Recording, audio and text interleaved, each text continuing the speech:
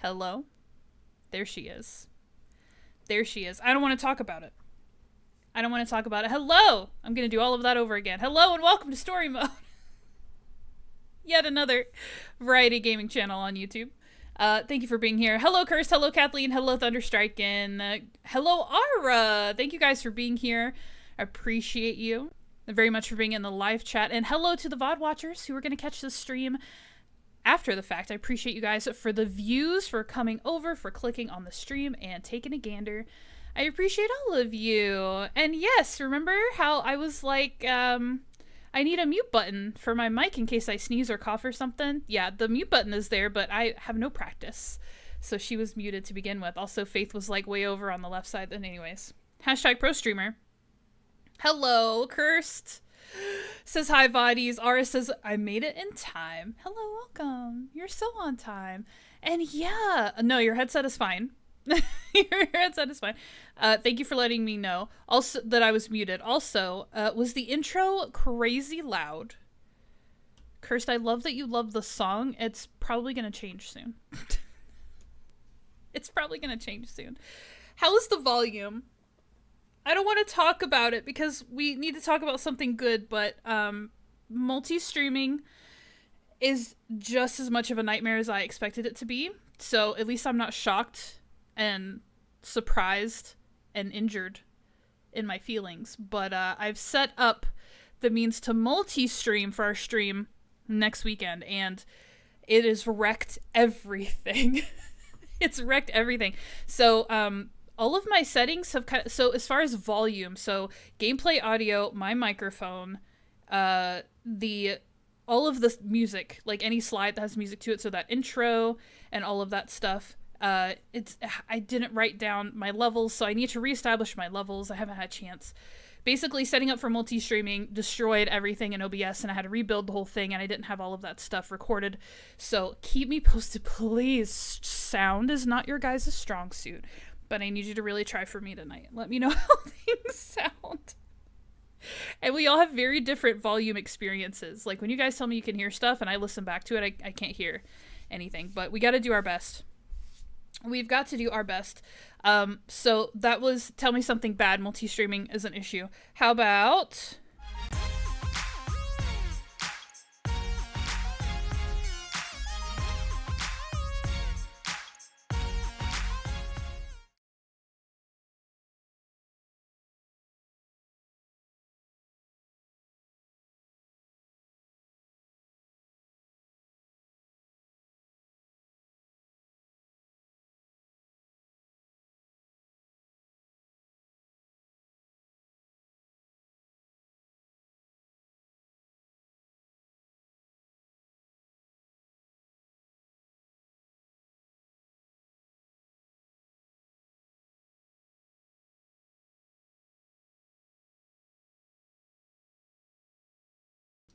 How about now? Goodness. Goodness. Did you guys hear the slide? At least? Could you guys hear the slide at least? Did you hear the jingle? Yes? Okay, goodness. Okay, yeah, see, this is what it's gonna be like. And then, like, everything had to be reset. You heard the slide. Thank you for confirming. Everything had to be reset, so it's gonna be a mess tonight. There may be screens that I should have that I don't have. It's a whole thing. Anyways, tell me something good, you guys. Thank you so much for confirming. Thank you for confirming. You guys are the best. Tell me something good. Let me tell you something good. You know what's really good for me right now? So I have a little cushioned, like, foot pad thing underneath my desk. Because obviously I sit here for hours on time. Then the stream is happening before the big one. Yes. Yes. The big one, yes. Something good. I have iced coffee. I had some free Starbucks earlier today. Speaking of something good. Curse pineapple. But I have this footrest, right? It's a footrest and it's like cushioned and stuff. I had the genius idea just today to put my heating pad on it. So I have a heated footrest, and it's the best thing that's ever happened to me. It is officially winter in the Midwest. It's officially cold over here.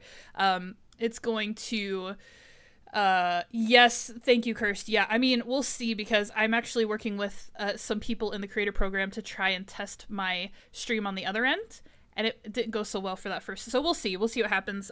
There's a plan in place. If I can't live stream to the Steam homepage, not the Twitch homepage, and I'll tell you something good. I'll tell you something good. You guys roll with it when I just say the wrong darn thing. When I say the wrong thing, when I call dwarves elves and elves dwarves, when I call Steam Twitch, when I call Steam Deck a stream deck, and you guys are amazing. I'm so grateful. You just roll with it. Nobody corrects me, and like that's what I need. Just let it happen. You know what I meant, and you let it roll. You guys are amazing. So that's something good. That's something good because man, I listen to these streams back. You have to learn what you need to work on and. If it went good, if it went bad, you've got to listen to it. It sounds vain. It sounds arrogant, but it's not. You need to do it. And, like, I just say the wrong thing all the time. You guys are amazing. So I have a heated foot rest right now, and it's pretty amazing because it's cold over here. It's cold over here.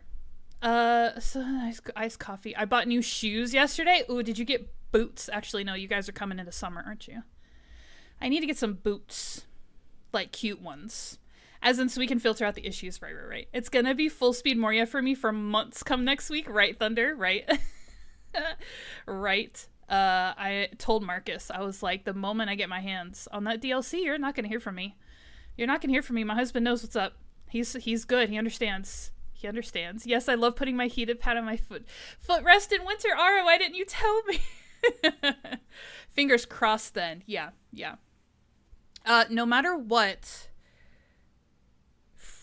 next Friday's stream will happen for you guys on YouTube, no matter what. It's the Steam side of things that might get a little wonky, but yeah, we have a backup plan. Well, I have a backup plan. It should work out okay. Dwells. My supervisor shared a job position within the company that might be in my field, and pays a nice figure. Oh. Did you tell them you're about to have a degree in some kind of science information? Something or other? Dwabbits? My god. Wait, I always thought it was Steam homepage anyways, even if you said Twitch. It is Steam. That is the correct one. But I caught myself saying streaming to Twitch or the Twitch homepage because obviously it's just another streaming platform. So those words have come out of my mouth. But it is Steam, absolutely. The Steam store, which you guys should go visit and put the Durance Folk DLC on your wish list if you haven't already, and of course everyone in my live chat has done that. But if you're watching the stream afterwards, I'm not live, you're not in the live chat, you're catching this like a day or two later, head over to the Steam store, and I'm going to do the whole promo thing here in a second. Get Durance Folk DLC on your wish list. Just do it.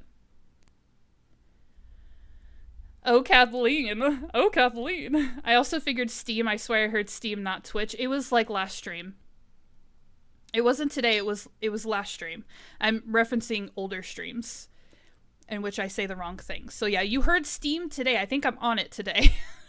But it was a bad brain day for our last stream on Monday when we beat the game. The stream that mattered the most. My brain was not with us. My brain was not in the room with us. And so I was saying a whole bunch of stuff wrong, yeah. Yeah.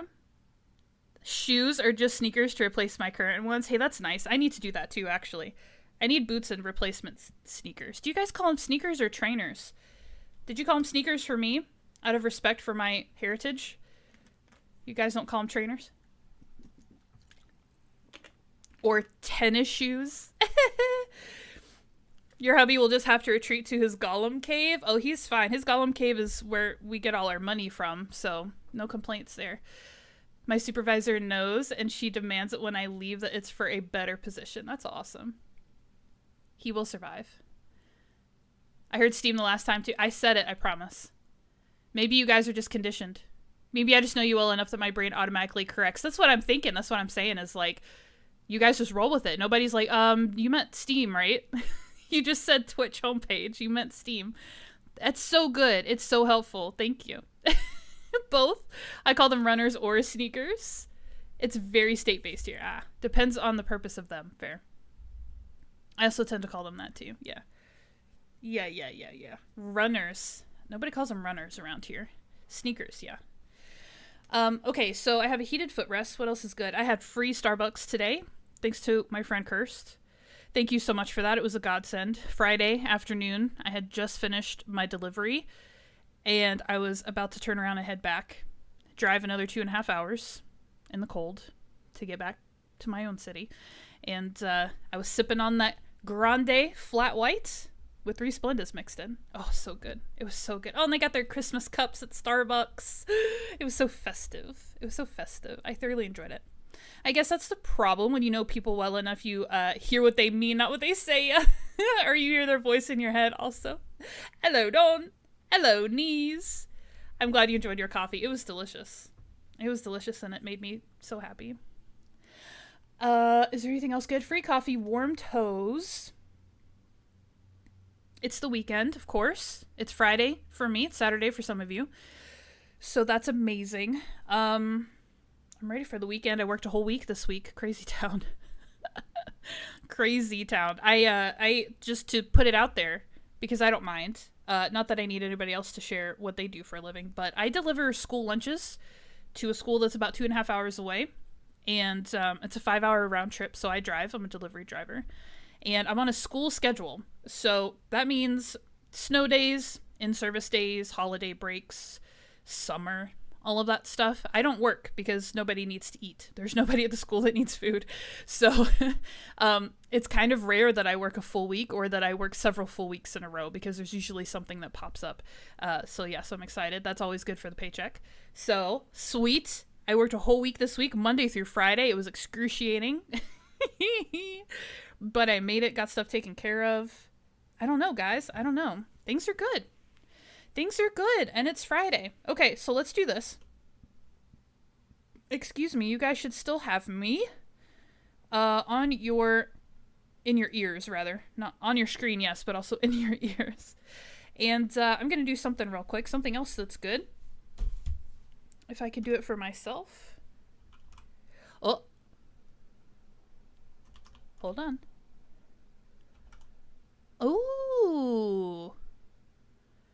Am I in the wrong? I'm on the wrong YouTube channel right now. Curse, do me a solid and pop the throne link in the chat. Because guess what, guys? I have a throne wish list. Get excited. Get excited. I have a logo. I can't put the link in there. Thank you, Kirst. I can't put the link in the chat, but here's a logo for Throne. I should move it down probably, huh? That looks a little awkward right there. Let's put it like down here.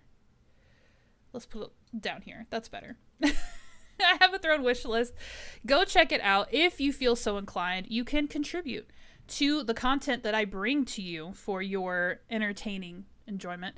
Yeah, there's cool stuff on there. There's a Switch 2. There's a Switch 2 Pro controller. There's a couple of amiibos that will allow me to unlock some collaboration items and Animal Crossing from the Legend of Zelda games, and that's all going to happen in January. So hopefully I can get a Switch 2, a Pro controller, and those amiibos by January. No pressure on you guys, I'm just saying in general. So yeah, if you guys want to contribute to the content, that would be amazing. I'm not monetized. You can't super chat me. You can't tip me through Streamlabs or anything fun like that. So if you want to throw a buck or two on the Switch 2, every little bit helps, and that supports my channel, and that money comes right back to you in the form of content. So yeah, go check out the Throne wish list. That's super exciting. Also, Axebeard is here. Also. Hey, Axel, welcome in. Tell me something good. Guys, Duran's folk, I'm so jelly. Speaking of Axebeard, Jubo and Axebeard collaborate quite a lot, and so I've been able to listen in and hop in and sass both of them pretty freely over the last week or so. And Jubo has a counter. She's got a countdown. And I'm so jealous. But first of all, go check out my friend Axebeard on YouTube. Here's his link right here in the live chat. Go check out Axebeard. Really fun challenges, really amazing builds, really good information. A lot of good information. Let me look at my calendar. 1, 2, 3. 3 days, you guys. 3 days until the Lord of the Rings Return to Moria Duran's Folk expansion. Get excited. So go check out the Steam homepage. The Steam Store homepage, not the Twitch homepage. The Steam Store homepage. Go check it out. Go put this on your wish list. You know you want it. You know you do. It's coming, and I'm so excited.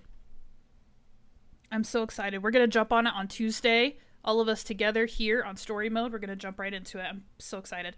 The trading post, I'm like, let's go. Let's go on this trading post. So that's going to be a big priority for me because I want stuff. I want more stuff. I want new stuff. And we need to recruit some NPCs. We need to go see. I haven't even dug very deeply because the NPC element wasn't the particular element that I was really excited about. But we've gotten even more information and like just little highlights about some of the NPC roles that they're going to have. I think just today, Claire from North Beach Games popped some more information into the Discord server. And by the way, if you are not in the Return to Moria Discord server, what the heck not for? Click that link in my description. Go check out the server. It's a great community, a lot of helpful people, a lot of fun, and you'll get the latest and greatest updates on campaign expansions, on any DLC, any other fun stuff going on with the game. It's all there. The dev team is like so present for a dev team. It's kind of shocking to me how present they try to be in the Discord. They really care about the community, and they're there. I mean, the freaking game director is in there all the time, just dropping little hints and having fun with us. So definitely check out the Discord server for RTM. That was the other command I was going to make cursed in Nightbot, because even though I have the link in my description, it'd be really cool if I had a link to the RTM Discord in Nightbot and we could pop that into the live chat. So next time. But anyway, we took a look at a builder.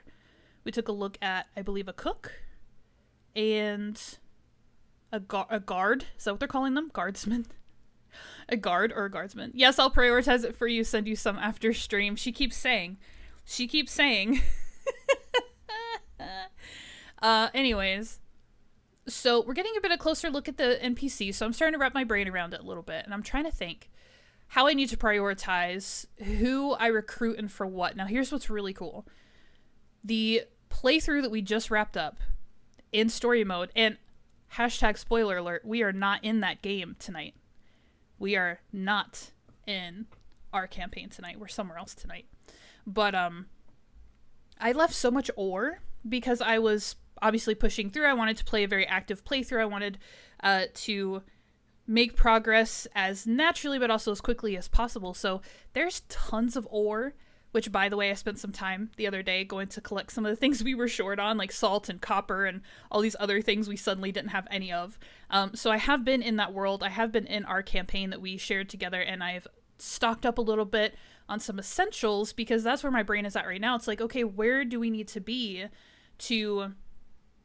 ready to kick off the expansion? So I'm kind of just getting a bunch of like base materials together in-game and trying to get us set up to head to the trading post, head to the NPC camp, and kind of take all of that on. So I'm trying to stock up on things that I feel like are just base materials that you might need some of.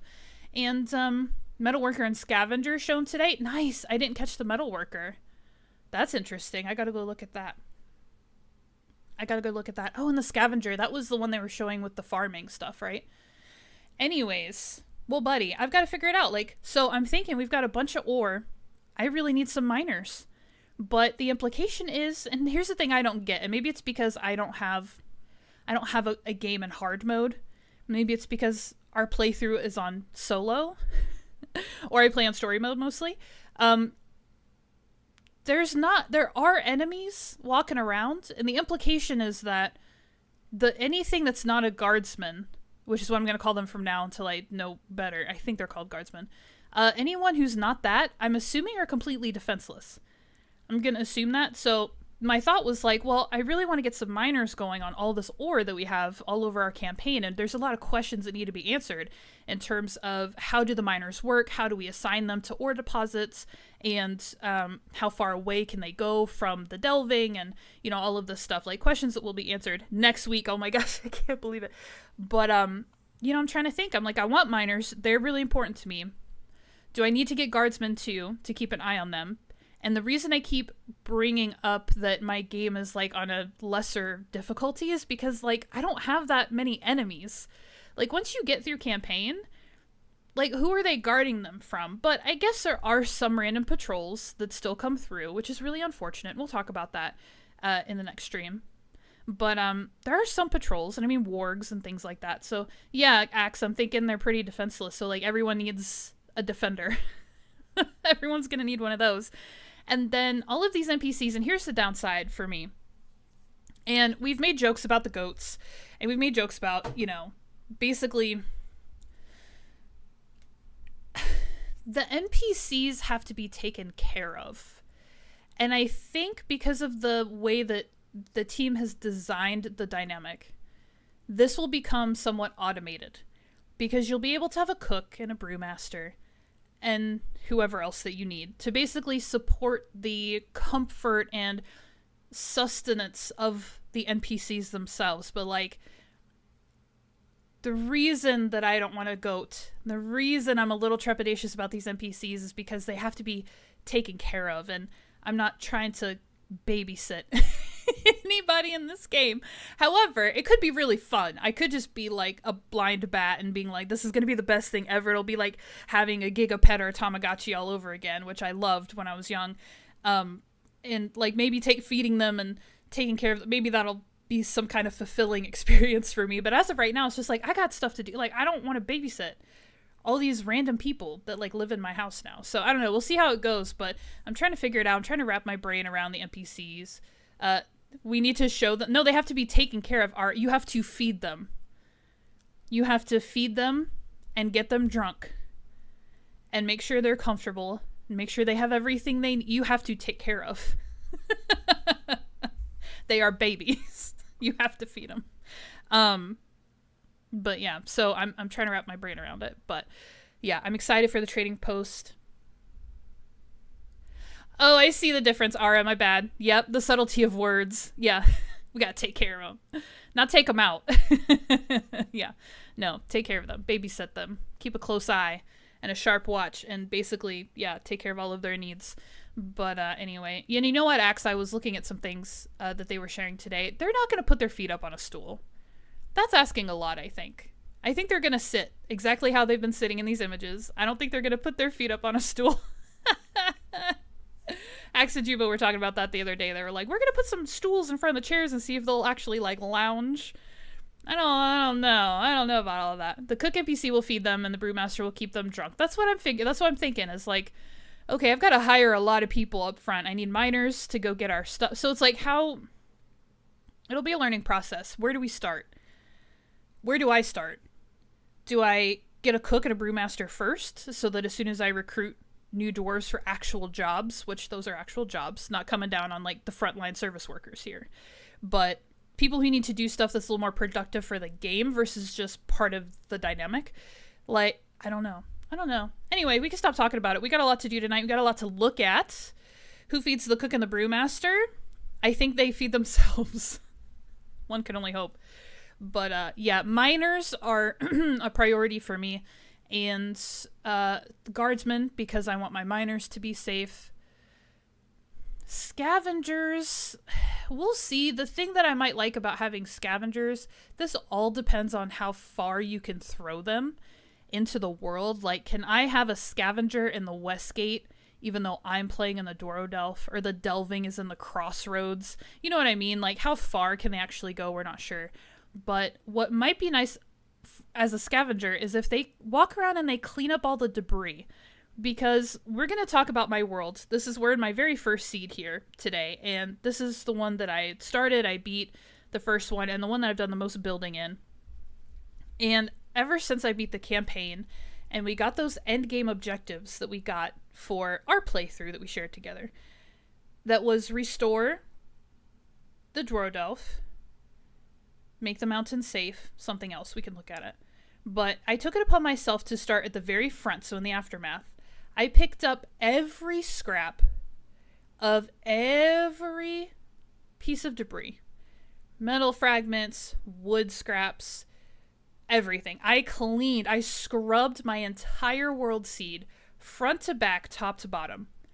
Most of that stuff just respawned, and I was devastated. Also, Ara and Cursed can bear witness to how much wood and stone and metal fragments I had by the end of that. Cloth scraps from actually cleaning out, because I also mined everything. I think we'll probably like come across like 18 things I never mined while we're walking through here, but yeah, a lot of stuff, but a lot of that debris just pops back. So maybe if we have a scavenger, they'll keep it a little bit cleaner. But anyways, the support services online for the others. So much. You were giving an Amazon warehouse a run for its money so much. I scrubbed it and all that stuff came back. So hopefully the scavenger can help me keep things nice and tidy. All right. Is there anything else we need to talk about? I don't think so. I'm just looking at my stream deck, being like, what are all these buttons? What do I need to do? I need to do this. I need to do this. We need to do this. Everything in the aftermath respawns daily except mushrooms. So my aftermath, which we will see today, respawns wood scraps and metal like every 15 minutes. I swear. I swear. I run through the length of it, like through the west gate, and then I run back and everything's respawned already. I swear on the precious. Anyways, welcome. Welcome to Khazad Doom. Khazad, not Doom, Dune, like D-U-N-E. Khazad Dune. It's not listed anywhere. It's like as if I could go into settings and show it to you. This is Khazad Dune, my little play on words. This is my forever world, as I call it. And yes, my Jeff base, which Kirsten are intimately familiar with. And well, you guys have seen all of this already, but yeah, Jeff base for sure. Which Jeff, of course, is another inside joke, which is so fun. Confirm. Ooh, I have a custom difficulty. That's fun. We won't talk about it. We won't talk about it. Okay, so this is the Dwarrowdelf base in Khazad Dune, which the last one you've seen is the one that we have in our playthrough. So this is a much more elaborate build. I got a lot more going on. Here's a little gander. I did run through all of this a couple of times before we came here today because I wanted to make sure stuff was like tidy and full and everything was looking good. So we'll see if I successfully did all that. But we're going to be walking around for like the next, I don't know, half hour. Just looking at builds, looking at stuff that I've done. I'm very proud of it. I can see already where improvements need to be made. And fair warning, there's some areas that are unfinished. There's some areas that need some work. So yeah, so don't judge me, but here is our Dwarrowdelf base. So if you guys remember, there's a big staircase in our playthrough that leads up to a second level, but I just have this level here. And you can also remember that over to the left we did have a house, a default house in the game. I think I tore it down in our playthrough, but this one I decided to restore and turn it into my actual house. So there's that. Here's a fun little corridor, just with some materials. So you'll see just like random stuff and then a lot of storage scattered around. So I know where things are, but it's very, very spread out. So here's the house. And I will say out loud that at least for the Dwarrowdelf, the Entcraft DLC was the most recent DLC that I had that you will see construction from. You won't see anything from the Beorn Lodge DLC except for my glorious outfit. You won't see any of that until we get to Westgate. I always love seeing how differently people build on this area. Same. I'm starting to think of new ways to build in this area with the expansion. I'm ready to flatten it. I'm ready to flatten it and start over. Like completely start over, but we'll see what happens. We'll see what happens. If I was smart, because I've put days and days into this, if I was smart, I would just build in another world save and start from scratch, but like this, I'm so tempted to just tear all this down and start over. I want to flatten it. Okay, so here's my basement, all cleaned up and stocked. Here's my little entry level. So this is it's this little doorway from the outside. I'm not going to explain everything to you guys, but take it all in. Take a look at a lot of these items. These are things that are available to you in game that we haven't necessarily interacted with in our playthrough yet. Wow.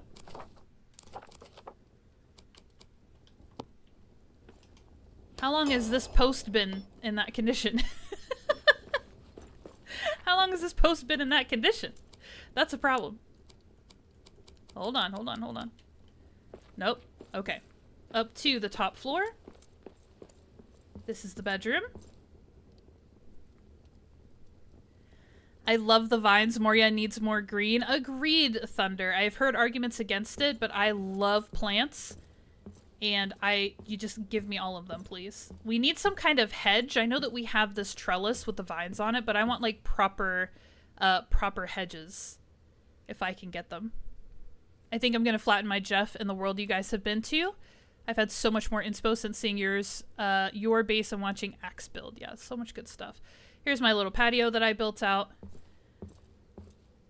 And here's an empty floor, which we don't need to talk about. We'll get there. But this used to be storage. This used to be where I was housing all of that stone and wood on pallets because I like to see how ridiculous. Yeah, there's some stuff I didn't mine right over there. You guys see that adamant in the wall? Yep. So this used to be a storage level, but I went ahead and did some executive moving of things. So that is now empty. But I didn't want to break down. It also kind of serves as a ceiling for this other part to my base here. So we'll come out of the house. That's the whole house. You've got this beautiful gilded floor. A lot of cool plants, a lot of cool elements here. Lots of lights, banners, accessories, all of that good stuff. Gasp. I know what was on that empty floor. I want more trellis stuff. That's the mirror of the existing ones. Oh, yeah, like do opposites? Yeah. This is 4th Age Moria. I like to think the cultures would start to mix like the glittering caves, elves back at Ithilien. I want a stair banister with greenie. Oh, yeah, a banister with it would be great.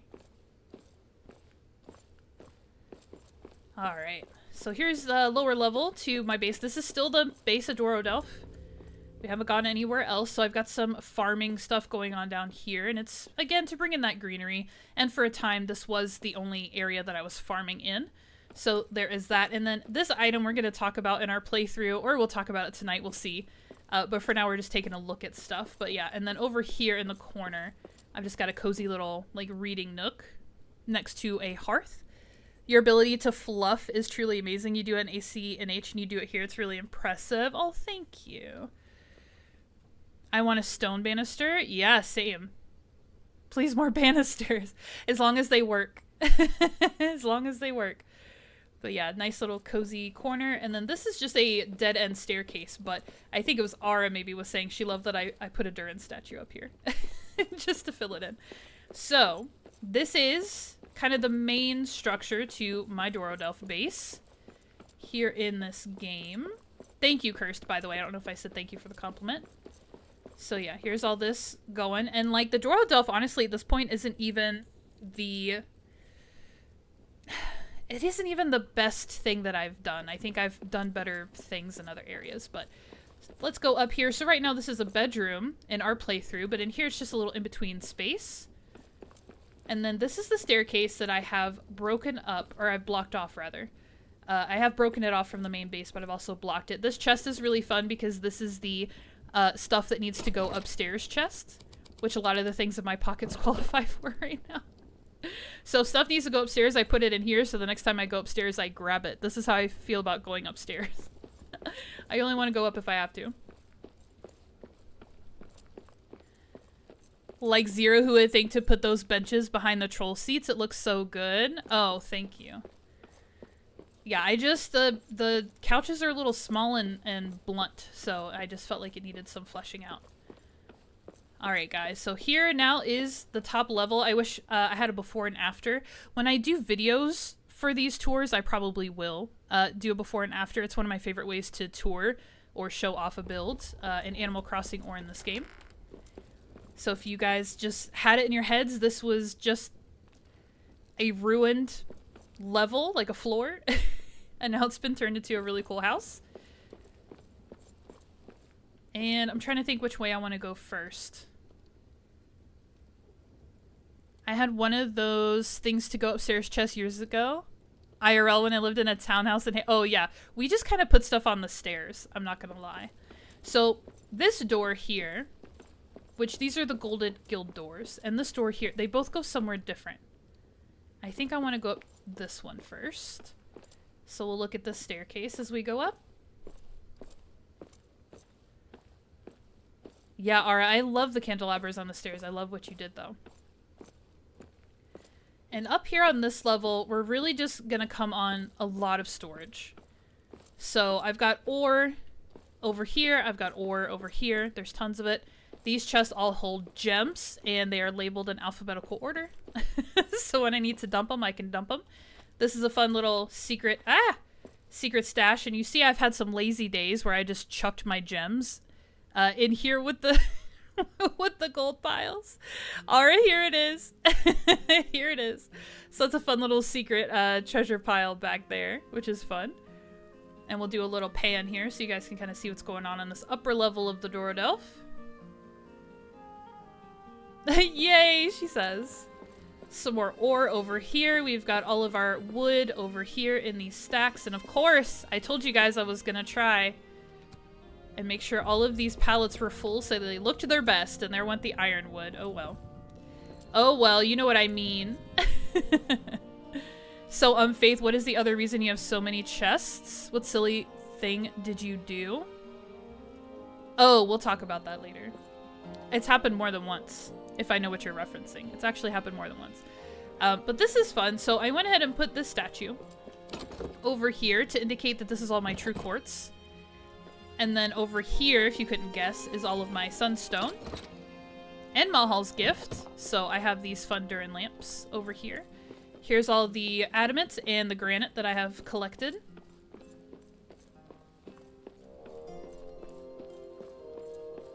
Am I so clever? Oh, to mark them like that? Yeah. Right? I'm so smart. And then this is fun. So for the Orc Hunter DLC pack, we got a lot of really cool, like, they called them trophy items, but skeletons and things like that. So I just turned this into kind of a creepy little drake and... Yeah, they're all drake skeletons, aren't they? Yeah, little drake and fell beast display over here. So I busted out the salt baths because they kind of looked a little bit torchish. And then the rookus hanging lamps here and all of that good stuff. So this corner was empty forever, but then we got the Orc Hunter DLC pack. And I was like, you know what? These guys will fill up some space. Nice. Yes, yes, Cursed. Blathers is not here to tell you the historical relevance of all of these things. So yeah, just some trees and plants over here. You guys will notice I use plants to fill in space a whole lot, just like we were saying. They're so great, right? They're so great. So now we'll come across this bridge. We've got a nice hearth here. We've got some more trees here. We're gonna come into an even more plant-friendly space, and this is my larger farming layout here. So we've got some of the more aesthetic plants growing in my farm boxes. But yeah, we've built all of this out, and I think this came out pretty cute. I'm already thinking of ways to work on it, to develop it, to make it better. I did build this little separation wall here, and behind it I've got just some tables and chairs, like kind of cafe style, but hey, it's all good. It's all good. So that's what's going on back here. Arik cosplaying as Blathers, my goodness. If Arik talked as much as Blathers, Curse could not take it. She would not survive. Okay, and then here is my more grand smithy area. So I've got a pretty significant ingot storage over here. I've got some statues, all of that good stuff. But obviously, furnaces and forges are the priority here. Don't look at the party lights. Does Axe also hate the party lights? Or just Christmas music and commercialism? But yeah, definitely string lights up here. Unfortunately, they don't work in a lot of spaces unless you're going festive with it. So they're out here for now. But I wish we had just some plain like yellow ones or white ones. And I would have string lights everywhere if they were just white or yellow. And here you go, guys. Here's the tavern build. Could definitely use some touching up, but this is my tavern here on the upper level. And I do have to give credit where credit is due. The brew kettles being tucked into the wall like this and actually looking like taps a little bit more than individual structures. I got this idea from Lionheart of Lionheart's Grand Warehouse. If someone could do me a solid and put !warehouse in the chat. You guys can go check out the video where I tour Lionheart's Grand Warehouse, show you guys all the goodness in there. So that idea came from Lionheart. So cool. But yeah, here's a little tavern, some tables and chairs, nice cozy hearth. You would be having bird for dinner for me. I wish they were single color, same. I would really like to see some ceiling lights. Oh yeah, for sure. Absolutely. Thank you, Kirst. Appreciate it for the link. So yeah, so here's the tavern. We'll keep going. This morning, nice. All right, and then just for funsies, I will take you guys inside. So it's just a King's Brew tank. And we haven't interacted with this. Oh, I can't come in here, can I? Oh, because the secrets of the build. Oh gosh, I can't show you the secrets. But the brew tank is in there. And we haven't interacted with one in our game, but it's just another version of the brew kettle.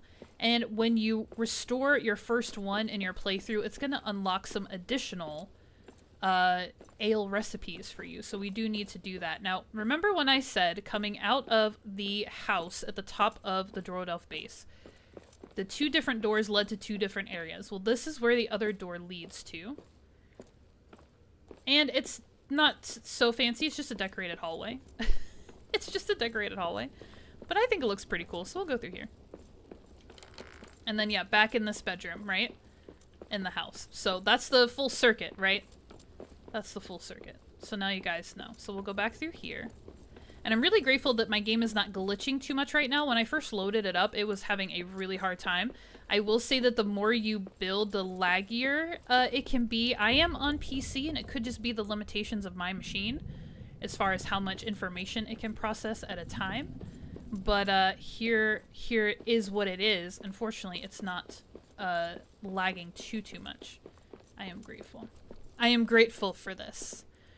The multicolor lights work for a tavern area. I wonder if that's why I'm missing brew recipes in my game. I don't think I've built one of the King's Brew kettles. Yeah, you should. It probably is the reason. It takes my forever to load, but once it's loaded, it's fine. Yeah, same. Same, but I was running, like, I actually closed it out and restarted my computer and everything because it was really struggling. Okay, so we're going to move on to a new location, and we're just going to start walking around the Dwarrowdelf here. And just for fun, I'll show you guys my map too, because you can see how many map stones there are in the upper city. There's so many map stones. Some of them are too close together to work.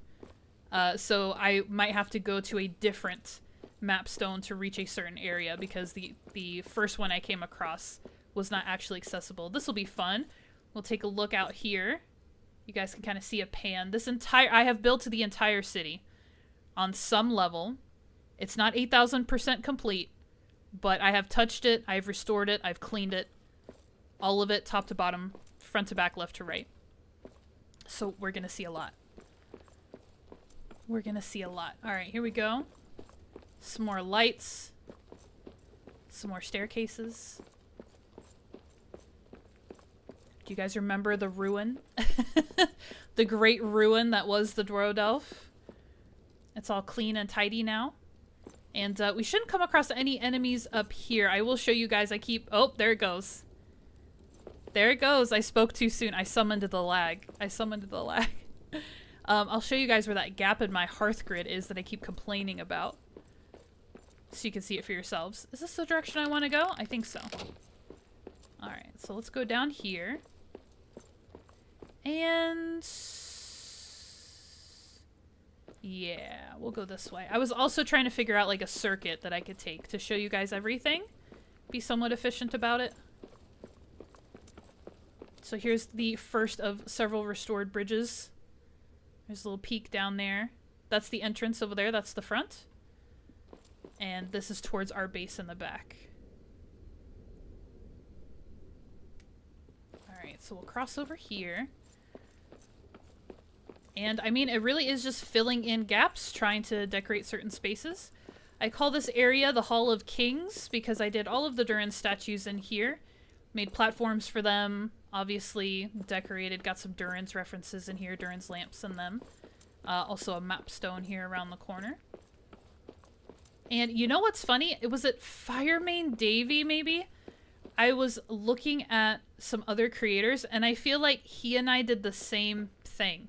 With all of the vine-covered trellis being most of the railings and stuff in the Dwarrowdelf. His build actually looks really similar to mine from a distance. So, you know, great minds think alike. This is truly hours upon hours of work. Thank you for acknowledging. Yeah, it was so long ago. It's been so long since I've sat down and really invested in building. So another reason why I'm so excited for the update is just to have a new reason to really dig into the building. So you guys can kind of see across here. Oh, we got an orky. I wonder where. Anyways, let's check out what's in here. This is a dining hall, I think is the term I want to use. A dining hall that I built for, you know, all the dwarves that don't live here. So I guess we should celebrate that NPCs are indeed coming to inhabit areas like this, places like this that we build. So tables, chairs, a little dining hall where everyone can come hang out. It feels a little college. Kind of like a college cafeteria. So yeah, let's run through here really quickly. It feels very hot in here. It's so yellow and bright from the fires. I bet it's really hot. And through this passageway, which looked absolutely horrible originally, but I was able to spruce it up with some floors, some lanterns and stuff. And then we'll pop out here really quickly. This is just a patio that I built off of the mess hall. But this is the actual outside of my base camp. Don't judge me for things that are missing or out of place as far as the overall structure. But filled this gap over here. This is where we got that siege last stream.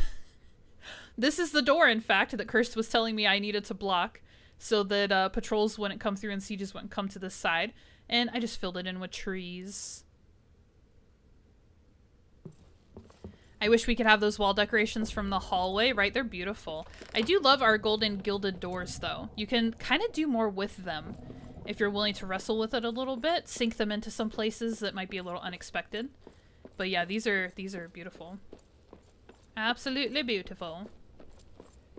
I know where you are. Yeah. Oh! She's got a lag. The game is like too much stuff. Too much stuff. My poor computer. Alright, so we'll keep going down this way. So obviously if you continue, the other door to the dining hall is right here. This is epic. I didn't build that. It's just in-game. Okay, and then we have to cross. That's all that's on this side, so now we have to cross over. And we will go all the way up this side because this is a dead end. Executive decision, I cut that house off, and we'll get around to it, don't worry. And build this little guy here, this big guy here to block our way. Let you know, hey, you're not supposed to go this way. And then there's a bunch of trees up here on this top platform. When in doubt, just plant a forest. And here's a really fun house that I built. And being yellow, this house was dedicated to my friend Ara, so it's actually labeled, if we go to the map stone, Ara's house.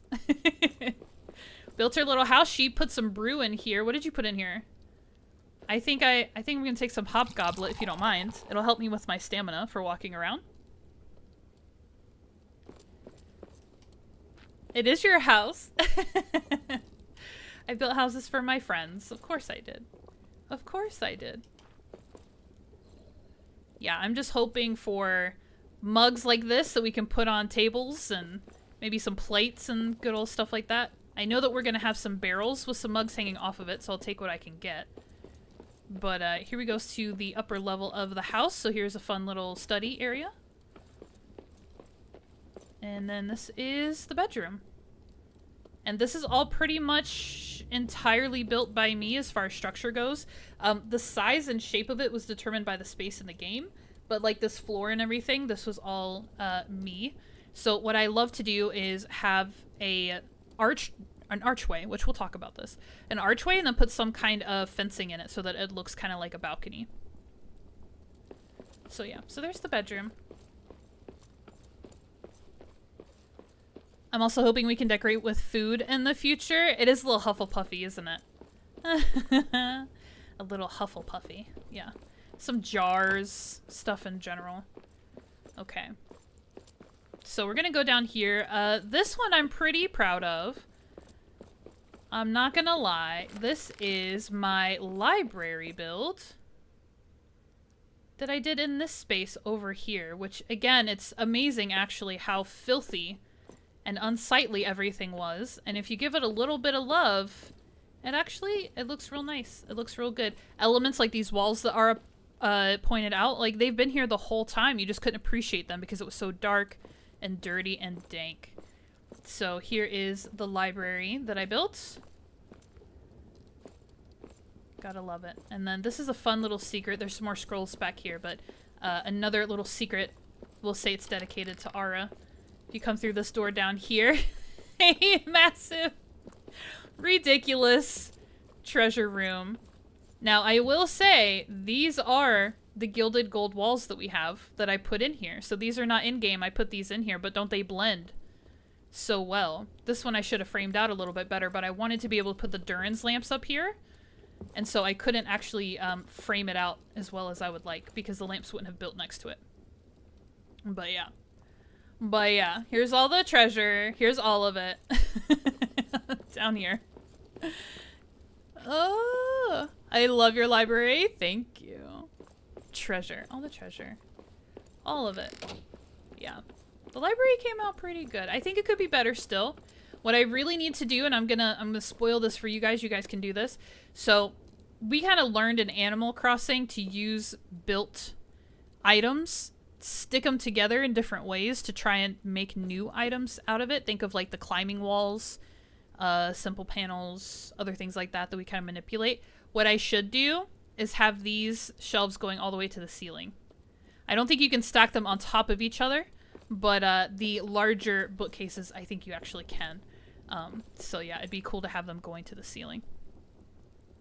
I will say that this game has helped me to develop a better appreciation for dwarves.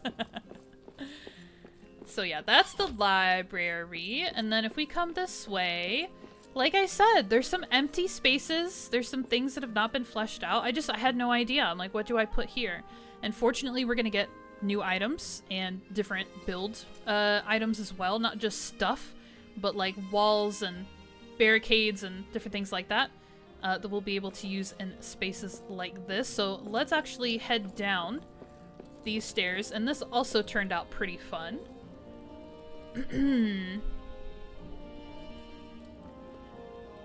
This door. Oh yeah, does anyone want a kitty? I'm fostering 3 that need homes. Of course I do, but Mako will treat him poorly. To say the very least. Okay, I'll show, since Ara called it out, I'll show what's behind door number 1. It's a bed. It's just a bed. Anyone need a nap? Anyone need a little nappy nap?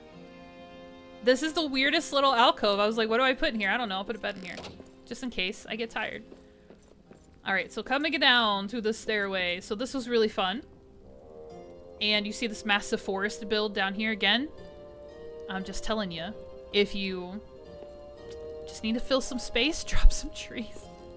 Now the trick to what I did to help it feel a little bit more organic is I blended the bigger trees with the smaller ones. We're going to talk about these items, by the way. I'm going to go through and talk about all of the DLC items. I'm going to slap them up so you guys can see them with your eyes. And then we'll talk about the farming boxes and the tree boxes and all that good stuff too. So we're going to delve into this a little bit deeper, don't worry. Right now we're just taking a gander at what is. But it's a really good idea to mix in larger trees with smaller trees just to keep it a little bit blended. A little bit more interesting than just doing uniform trees that are all the same height and shape and all of that. Whew, okay, so we keep going downstairs. We come to our next house. Nobody owns this one. This is referred to as the greenhouse for obvious reasons. This is another little house that I built. So when I talk about building houses for the DLC, or for the DLCs, for the NPCs from the DLC, this is what I'm thinking. I'm like, can I make them all like little houses? Would they actually be able to live, spread this far apart, like in a city? Would they actually be able to live this far away from wherever the delving stone is? I just don't know. I don't know how far the delving stone will cast a grid for NPCs to live in. So we'll have to wait and see. Is the tree size relative to the patch size? If you mean the box, the farming box, the tree box that you put it in, yes. The smaller boxes will hold smaller trees, the larger ones will grow larger trees. Yeah. Alright, so that's the greenhouse. So now we're going to go down to the very bottom level. And this area I've been wanting to redo for a very long time. But who has the time? Who has the time? So here's our fun little entrance. This is literally just referred to as the garden. I just have a really nice blend of the different tree types and some other plants. Really trying to focus on that green element, bring all of that stuff into it, and then working with these trellises to build this wall and everything here was really fun for me. So yeah. Hey, Axebeard, welcome back. We missed you. Didn't realize? Secrets revealed. Yeah, so here's the little garden build down here. And then this is a really fun thing that I decided to do is build kind of fencing with an arch in it. So I'm going to expand on this idea for sure. But this is a small example of a structure like this. And then we can go around here. And this is a fun, sneaky little feature back here in the corner. This is actually underneath the Dwarrowdelf base now. This is a fun little reading nook that I built back here in this random space. So nice cozy fire and some books and some chairs and all that good stuff going on back here. And so these stairs will lead you up to the base, but we're not going to go back up there just yet.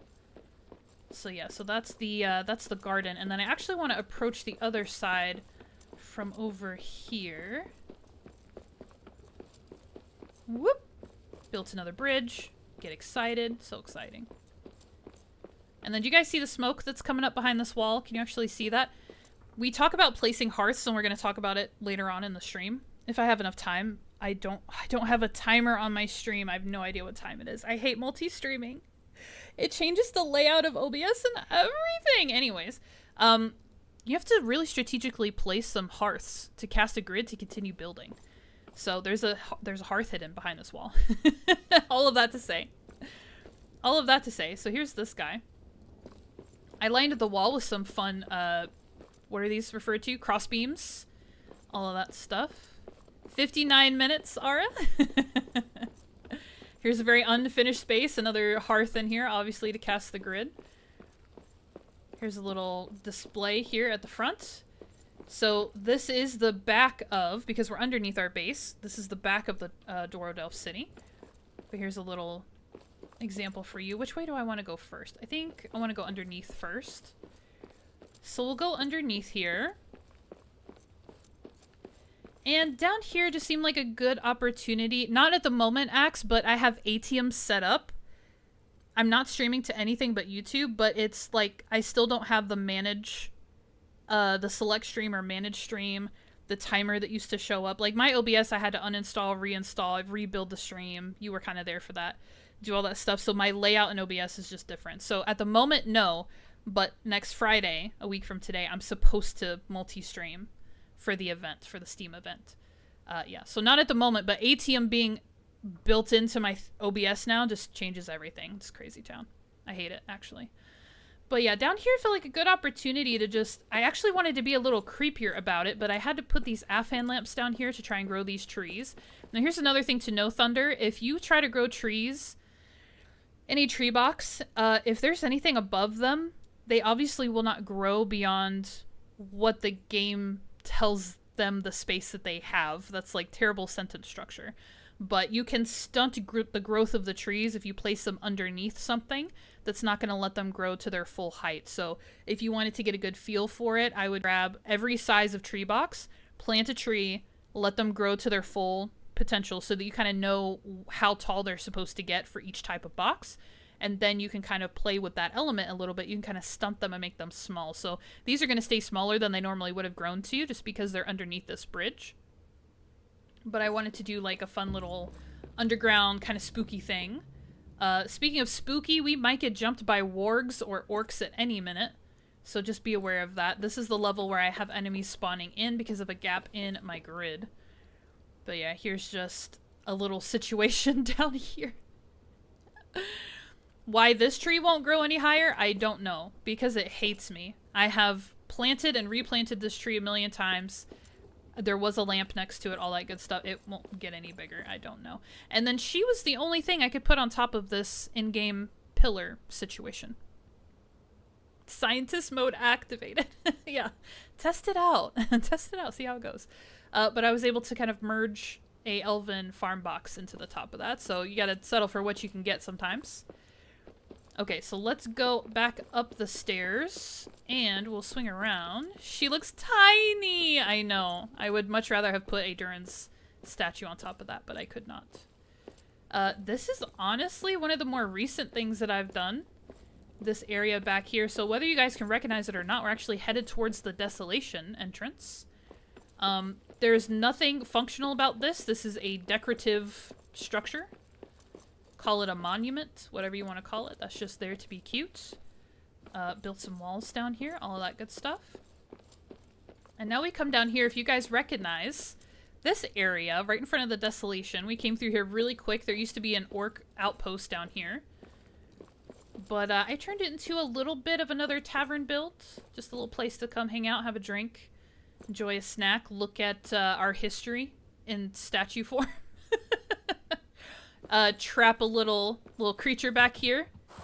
Yeah, he's part of the zoo exhibit. I forget what his name is. Can you get out? Can you not get out? Yeah, little zoo exhibit. Just, you know, fun times. Fun times. So there's that. That's what's going on here. Now, if we come behind this brew tank, we've just got some other cool stuff going on. This is actually another house right here. I put a tree where you had the gold panels. Oh, that's a good idea. I might have tried to do that originally. I don't remember. So yeah, I mean, this is Thunder. This is as big as I think the biggest tree can grow. This is one of the bigger tree boxes. So they can get, like, if they're not blocked, they can get real tall. You see how tall these are. And then I think this is the tallest the trees in this planter get. And these are the little tiny trees. This is the same planter that the little tiny trees are in. They're supposed to be able to grow this big. So yeah, fun times. And sometimes it's a little glitchy, and sometimes you get a tree that just won't grow, and then you'll just have to unplant it and replant it and just keep trying until it does what it's supposed to do. So yeah, so here's another house here. Another fun little area, lots of greenery. What did I call this house? Does this house have a color? I have the yellow house, the orange house, and the green house. What is this one? The blue house? Oh, it's the blue house. And you can't tell because the fire has cast this whole floor into a red tinted lighting situation, but this is a blue rug and these are blue banners, whether you can see it or not. But yeah, wouldn't this be cool, just having dinner next to a waterfall? No stress. Hey, Robert, welcome in. Hello, what's your name? Salut from Toronto. My name is Faith. You're on the Story Mode Variety Gaming channel. Welcome. Nice to meet you. Nice to meet you. So yeah, so here's a little housey house. It's a blue house, believe it or not. Built into the rock, though. I think that's really fun. So many rock elements up here. So we can take a nice little gander from up top. Can see kind of how everything looks from a distance. And then we'll keep coming up here, and we've got a little seating area in the corner. And then through here in the bedroom, we can actually see that blue color. This is a scholar, obviously, that lives in this house. Obviously. Lots of reading to do before bed. But yeah, so this is a fun little unoccupied house. Can I put an NPC in here? I don't know. I don't know, can I? I wanted to put one of the Drake skeletons, but they're not square. Oh, that's right. Yeah, because they're kind of rectangular. Yeah. Yeah. Okay, very cool. Where am I? Yeah, let's go down here real quick, and I'll show you guys something that is sad, but a good thing for me to point out because I've been talking about it, but now you guys can actually visualize it. So we'll go back down here to what I call my garden level, kind of down here, and then I'm gonna grab a staining torch, and look at this. Look at this gap. It's like an inch wide. It's like an inch wide. I have enemies spawning in because of this gap between my hearth grids. So this is what I've been warning you guys about. Make sure your grids are locked up. Make sure everything is sealed nice and tight. I have this gap between, I don't know which hearths. I have so many. So it's going to be a whole thing to like figure out which hearth it is and how to fix it. So I have wargs when I was building that tavern over there next to the Desolation entrance. I was getting attacked by wargs like constantly, so Really, really sad. Okay, let me think. I want to go up here. This is where I was. Okay, we'll circle around. What's the best way for me, let me think, to get where I want to go? Oh, we'll just go this way. I know exactly where to go. It is frustrating. Also been so busy with replicating grass, I haven't planted trees much. And I can't believe you can't just drop another hearth to make them overlap. And it won't patch. Yeah, exactly. Some more Rookus lamp items here. You guys are seeing a lot of the DLC items just by proxy of the tour, but I will be showing you exactly what's a part of each collection. So this gap in the stairwell just became a little exhibit of the Orc Hunter DLC pack items. So we've got a warg skin rug. We've got some Rookus skull pikes. The table is just an in-game table. A drake. I'm sorry, a fell beast head. All of that good stuff. So this just became a little featurette for the Orc Hunter stuff. It won't patch. I put a hearth down right in the middle of that little crosshatch, and it didn't fill anything. Okay, and then these are the stairs. We've come kind of full circle here. These are the stairs that lead back up to my Dwarrowdelf base, my base camp here. And I just built these fun little arches. We've repaired the stairs. You guys have seen these busted stairs so many times. And built these arches, and they just kind of come up here and decorate the stairwell a little bit. Oh! Rude. That seems like a place to take people to ask questions. Curse, you do know where I'm going. I'm just crossing a bridge. I'm just crossing a bridge. Nothing crazy. Nothing crazy. But yeah, here we have another house. Get excited, everybody. And here is the orange house, also known as Cursed's house.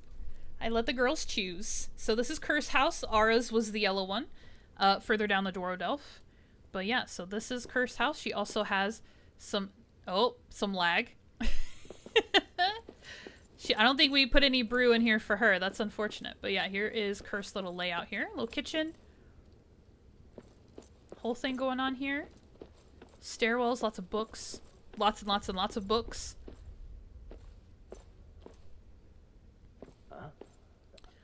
Chris Laurie 3285. Hello and welcome into the live chat. Thank you for being here. I appreciate it. Do the hearths still stop the trees and vegetation growing back in the elven areas? I found that when I had an underground base there in Sandbox.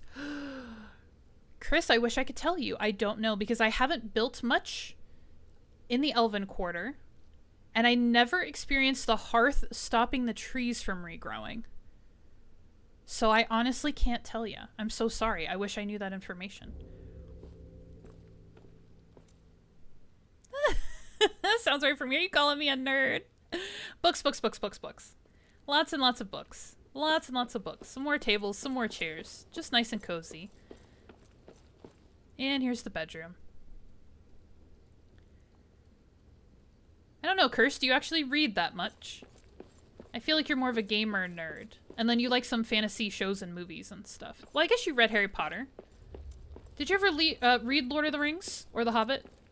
Did you actually read them? Okay, so fun story about this house. It is the dead end. This would technically take us further through into the Dwarrowdelf, but executive decisions on my part. Okay, let me think. Let me think. Where do I want to go? I think I will take us to the front via Mapstone. And look at, I mean, so many Mapstones up here, right? So Dwarrowdelf entrance, we'll go to the front. Starving? No longer. No worries, thanks, amazing build. My bad, Chris, I wish I had that information. Thank you for the compliment. I do read a lot, not as much as I used to. Of course, I read Lord of the Rings when I was like 12 or 13. But did you read Fourth Wing? Like you're supposed to. But did you read Fourth Wing? And then another thing too, Chris, is we can plant trees now in planter boxes.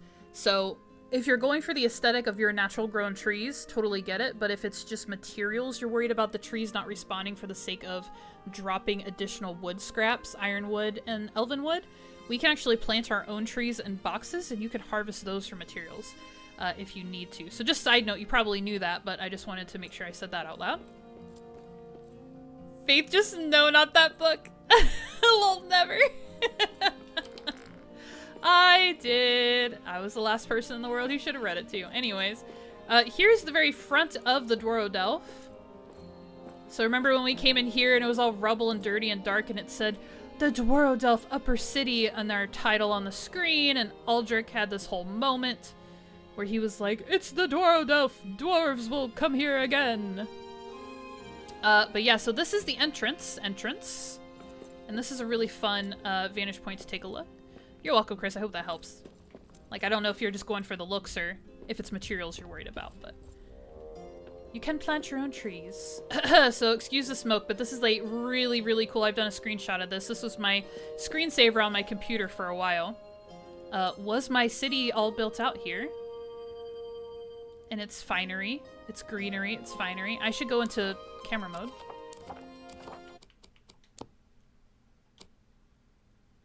There we go. That looks better. Yeah. Yeah, what a shot. What a shot. And this is actually, I think, what Firemain Davy had a shot like this, and he had, like, equal parts the greenery and all the banisters and stuff. And I was like, oh gosh, we did the same build. Doesn't it look good? It looks really good, like, as a whole. It's a very good impression.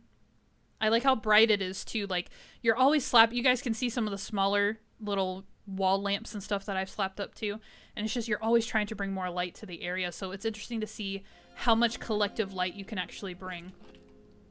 Yeah, this is the front door. Here's the back of the front door. And then both sides of the entrance, as far as passages go, are exactly the same. I've just got some trees, some wall details, some statues. I was just trying to fill this in and make it look a little more structured, a little cleaner. Built this banister in this concrete banister and then put the trellises on top. I really loved the effect that that gave. And you can just keep walking down here and you're gonna come across what used to be a rock wall that we had to break through. And it is now a proper door and all of that good stuff. So this actually leads to another open chamber. I have cleaned out and laid floors in here. Built my hearths, all of that good stuff, but obviously I have a lot of work to do. This is more the impression of the Dwarrowdelf that I get from the films, like the bases of the pillars with this particular light kind of cast on the pillars. But anyways, so this is an empty chamber for now, but has been cleaned out and hearthed up, if you will. And then this will be a full circuit coming around here to our Musnakan chest. And you guys will remember coming up these stairs. Actually, you won't. This is an area we haven't seen. Coming up the stairs, but we definitely walked through this passageway and came here. So yeah, so the other side is exactly the same. We'll just do a quick circuit for you. Seeing it this way is amazing, but running around space is just next level. I feel privileged that I've been able to. Oh, stop. Dvalin? Is that you? Hi Thunder, yes? Oh, aliases. Aliases. Also, I should have introduced Bjorn when we started. This is Bjorn, everybody. You guys are used to Aldrich. This is Bjorn. He's my dude. Not Beorn, like the bear man, but this is Bjorn, like the Viking. Anyways. Super important information. So yeah, the other side is just a mirror image of the passes we just came through. So once again, here's another door. Now what's fun is that I have labeled, and I planned to do this for Durin's Highway, which we need to take a look at in this game as well, was putting these really cool crest sigils. Crest sigils, is that the same thing? These sigil, whatever they are, on posts to create signage. So you actually knew what was going on. So I labeled this Red Eye Stronghold, but yeah. The Red Eye Stronghold can stay over there, you know what I'm saying? So anyway, we'll be labeling things in the future. But yeah, this just does a full circuit. Just some more decorative things. Now, something that's really lacking in my building, and that we're going to notice in the next area pretty distinctly, is height. I don't build things high enough to really fill the space. Now, that's because at my level, dwarf level, Bjorn level, this is what he sees, so this is enough, right? but I feel the gaps. I really do, that I didn't build any higher than this. Also, it's really difficult because you have to build your own scaffold to get up higher yourself physically to place anything higher than that. So that's something I want to fix in the future. I want to improve on my building, is to build things higher. I think that's going to be a big improvement. So let's move on to the Chamber of Marzable general structure. I don't know which room in the structure is actually the Chamber of Marzarble, or if the whole thing is considered the Chamber of Marzarble. We have had that conversation. But let's take a look at this. So obviously this is a massive gap that needs to be filled. Like I told you guys, there are a lot of unfinished spaces. I'm still kind of working on it. But here's the entrance to the Dwarrowdelf. A lot of cool stuff going on up here. Hold on. LOL, hey there. Folks, we have the builder of the Crystal Stair. I don't know about the Crystal Stair. Am I missing out? Bjorn from the Swedish Pop. Sure. I do love that you can put custom names on the wall plaques. Here we go again. But yeah, so here is kind of this entrance hall to the Dwarrowdelf. And again, stuff should really be taller, don't you think? Like, this is a fun little feature that I built in the middle to fill the space. Laid the floors, did all of this, you know, structuring. Put all the shields on display, all of that. It looks good, but everything is so short in such a tall, massive chamber. I am actually offended that the dwarves did this to us. Like, you guys are 2 feet tall. Why did you build 8,000 feet into the air? I have questions. I have questions, but we can look at another structure here. This is a fun smithy armory area that I built out here in the space that was available to me. So we have some weapons on display. We have some armor on display. A lot of different collections here. We will come up these stairs. You'll see a lot of empty space that needs to be filled. A lot of creativity that needs to happen. A small, simple little workshop here, but then again, it's very short and it's painful to look at, but here's a little workshop area. Oh my gosh. Love this space too. Thank you. Dvalin built a stairway all the way down the Crystal Descent. Wow, I need to see that. Well, dwarves are only so high. To think this is the same space where we fought a troll. Yeah, that does sound amazing. I would love to see that. I'll have to look it up. So here's another house that I worked on. This one is a little bit weird. Basically because of its layout. It's very narrow. Or I should say shallow. Oh, and it's very dark. Do I have... Let's just make a torch. A work in progress.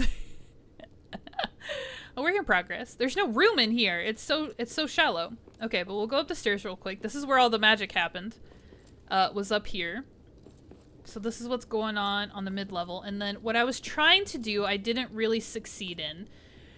Because these stairs are so wonderful. I was trying to build an open-air space that was kind of like a balcony, but also a bit enclosed. So this is a bit rough, but it's what I was going for, was to create a lounge space that you could actually look out onto the area, take a look at and all of that. So the concept I really love. The execution needs work. And then the staircase is just really awkward. So, you know, she'll get back to it. I haven't had time. I haven't had time for a while, especially getting back to streaming. So, you know, don't judge me. Just don't do it. The pallets of metal bars always seem so small. Yeah, and all of these are bronze ingots. Yet another shout out for Lionheart's Grand Warehouse and Armory that can supply you with infinite materials. And materials can often be what you need to fill empty spaces, just as much as to use to craft your own things. So here's a structure that I built with this back area here. I've built this into a base camp before. Not this one specifically, but this area. So right now, obviously, it's an empty space. It might turn into a bit of a warehouse situation. I'm not really sure what to do with it, but I do want to show it to you guys. Cleaned out and wrapped in walls and doors. Excuse you. Alright, and then we can come down the other side here. Also very dark in that corner. I need to do something about that. Speaking of a warehouse, here is a fun house built on this side that is really just storing, I believe it's all ore. What's up on the top floor? Yeah, more ore. Lionheart's Grand Warehouse and Armory, everybody. Remember how we were short on copper in our playthrough? Thank you, Cursed. Do you have any instances of couches and stools that are in sunlight? I think I have one that we can look at, yeah. Yeah, definitely not a shortage of copper on this side of the world. Definitely not. So yeah, this will probably become... It's kind of a smithy armory space in general, so it'll probably turn into quite extensive storage. I think it would make sense to have a lot of ore and things like that, metals and all of that good stuff over here. But yeah, so here is this upper level. So yeah, when you first come through the Chamber of Marzarbul, like Ara was saying, you come to the top of the stairs and there's a bunch of orcs fighting a troll over on that left-hand corner. And it's all dark and scary. It's all dark and scary. But yeah, here's another house. I don't know what's in here. Nothing at all. Looks like I was getting started and I didn't finish. And you know what? This gilded floor is too much with these walls. I'm just gonna say it out loud. I know you guys are thinking it. I know, I see. I can tell. It's too much. It's too much. Okay, yeah, so we've got some light, we've got some floor, we've got some structure. Nothing else going on in here yet. Welcome back, Kathleen, indeed. So yeah, just getting started. I love underneath the wooden floors. The fact that it doesn't match is sad when you've got to use a little tile, but still. I love the bottom. Okay.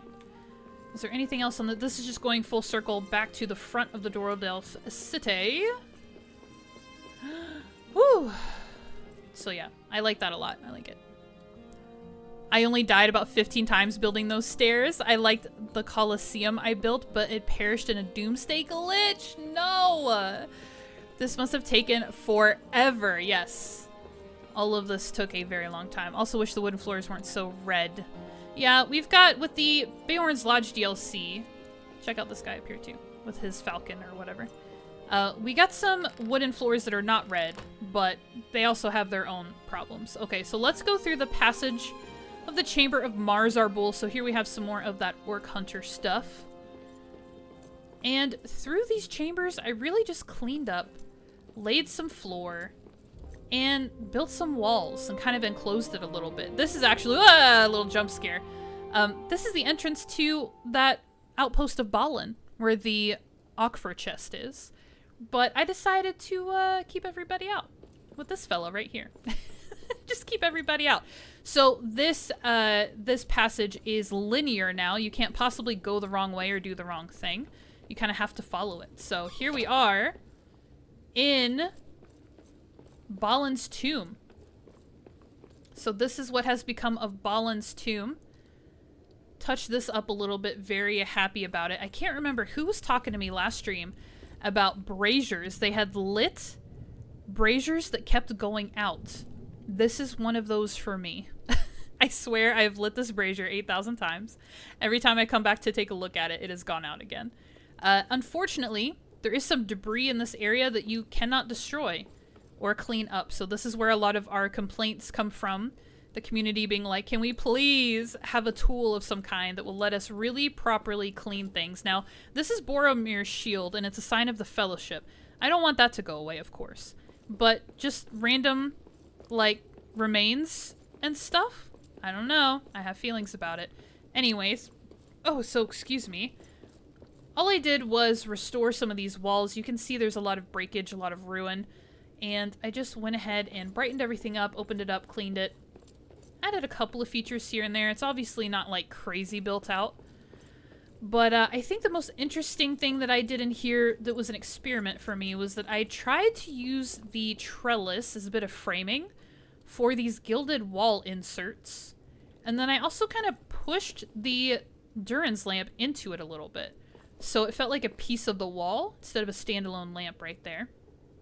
And then, yeah, just using trellises as framing on a solid wall instead of just as like a railing or a banister. I shouldn't say banister, but just like as a railing.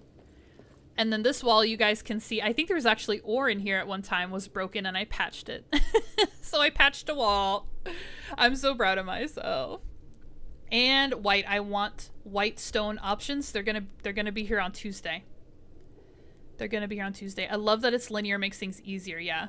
Oh wow, I never noticed the pillar broken over the doorway. Yeah, there's nothing you can do about it either. Nothing you can do. Look how gorgeous this room is. Oh, it's so good. Yeah, pillar. There are some structures in the game, most of them you cannot break, but some of them you can actually destroy if you give it a go. This is not one of them. So yeah, we'll keep going down this passage. And this, I'm trying so hard. Where am I?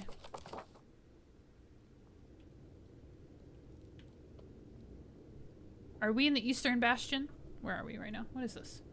Why are these the same color? That doesn't help me. I think we're in the Eastern Bastion now. But there's a lot of passages like this structured in the game. My plan, which feels completely overwhelming, is to in fact tackle all of them like this, clean them up, and build in them and decorate them. I want to do every single passage. Now, if you think about Durin's Highway, which we have not looked at on this channel just yet. So I was checking where I was like, is this part of Durin's Highway? No, no, no. This is the Eastern Bastion. But, yeah, this is what I'm trying to do to bring the city back to life, to bring Khazad-dûm back to life. And through each passage, sometimes you have these statues that are built in-game. All I did was focus on it. I was like, you know what? Yeah, the space is blue. I'm going to bring blue light into the space. Yep, this space is golden. I'm going to bring fire, some greenery into this space. So you kind of roll with it. The game will give you a little bit of inspiration. And then if you guys notice, we've talked about strategic hearth placement. And I kind of love it. I don't mind it, to be fair, but I'm just pointing out that I tried to destroy it and I couldn't. This is some strategic hearth placement. Now, I will say this build happened before Beorn's Lodge, which means the Lodge hearth was not an option. Only the Grand Hearth. So what I decided to do was build these platforms to put the hearths on, because I need these grids to connect to each other. So there's one back there, two up on the ceiling. I need these grids to connect to each other so I can continue to build in the area. So instead of, I don't know, putting them down on the floor, I was like, why don't I put them up on the ceiling, and you can kind of barely notice them. So some more strategic planning there. Here's a fun green passage, obviously. Brought a lot of plants and a lot of light into this one. Oh, and there's a lovely rat, and there's some broken floor right here. This will happen to you. It happens to everybody. Stuff will just break. You'll come upon a build and be like, where did my walls go? Well, they're on the floor, divided into their materials. Okay, so here's another passage down here. This is like similar to my Hall of Kings builds. So it was really just like, there's so many passages, there's so many hallways. They're just these straight shots. What in the world can I do to make these interesting? So I definitely experimented with putting stuff in the middle, as you've seen, some trees or some other structures down the middle. In the corners where it was just empty and sad, I'm building like these little structures in here. Maybe putting a hearth behind the window so there's a little bit of interest happening inside. Oh, and here's a really fun thing to ruin all of it. This is a resource cache, and I think we've talked about these before. They're the most pointless things in the game. They self-spawn wherever they want to, and they will have one of a useless material for you. It's a resource cache with like 20 slots. It's gonna have like 2 pieces of meat in it or something. But at least when it breaks clean, it goes away. At least. And there's rats in here, and I don't appreciate that either. Like, what's the point? If they actually had good stuff in them, it'd be totally worth it. So annoying. Very, very. So there's another hearth up here coming back through. A blue space. With the blue rug. You guys can tell I like to color coordinate. Alright, now put your sunglasses on. And we'll come into a room that used to be a hot, hot mess. There is so much debris, and I should say out loud that these floors are raised. Most of the floors that you've seen in my builds are significantly raised because there's debris and dirt piles underneath them. So you have to hide it with your floors, but that also means you have to hide the in-game floor, which can be really sad because a lot of the details that they put into these structures, they also put into the floors. So it's a bit of a catch-22, but at least it's clean in here. And all you see is lightness and brightness and more Durin's statues. Which I think is great. Come down to this level, we've got some armor and weapons and a ROUS hanging out down here. So again, unfinished spaces, but I do really love the epicness of this space. And down, down, down the stairs we go. I wish you guys could appreciate this because this was such a struggle. This was the climb that we first did to get up into, head to the Dwarrowdelf. So here we go. We just put some lamps in here and just and fix the stairs. That's really all that's happened. We've got a Rohan banner. I haven't pointed these out yet, but these are from the Rohan DLC pack. And as well as some wardrobe customization, some skins.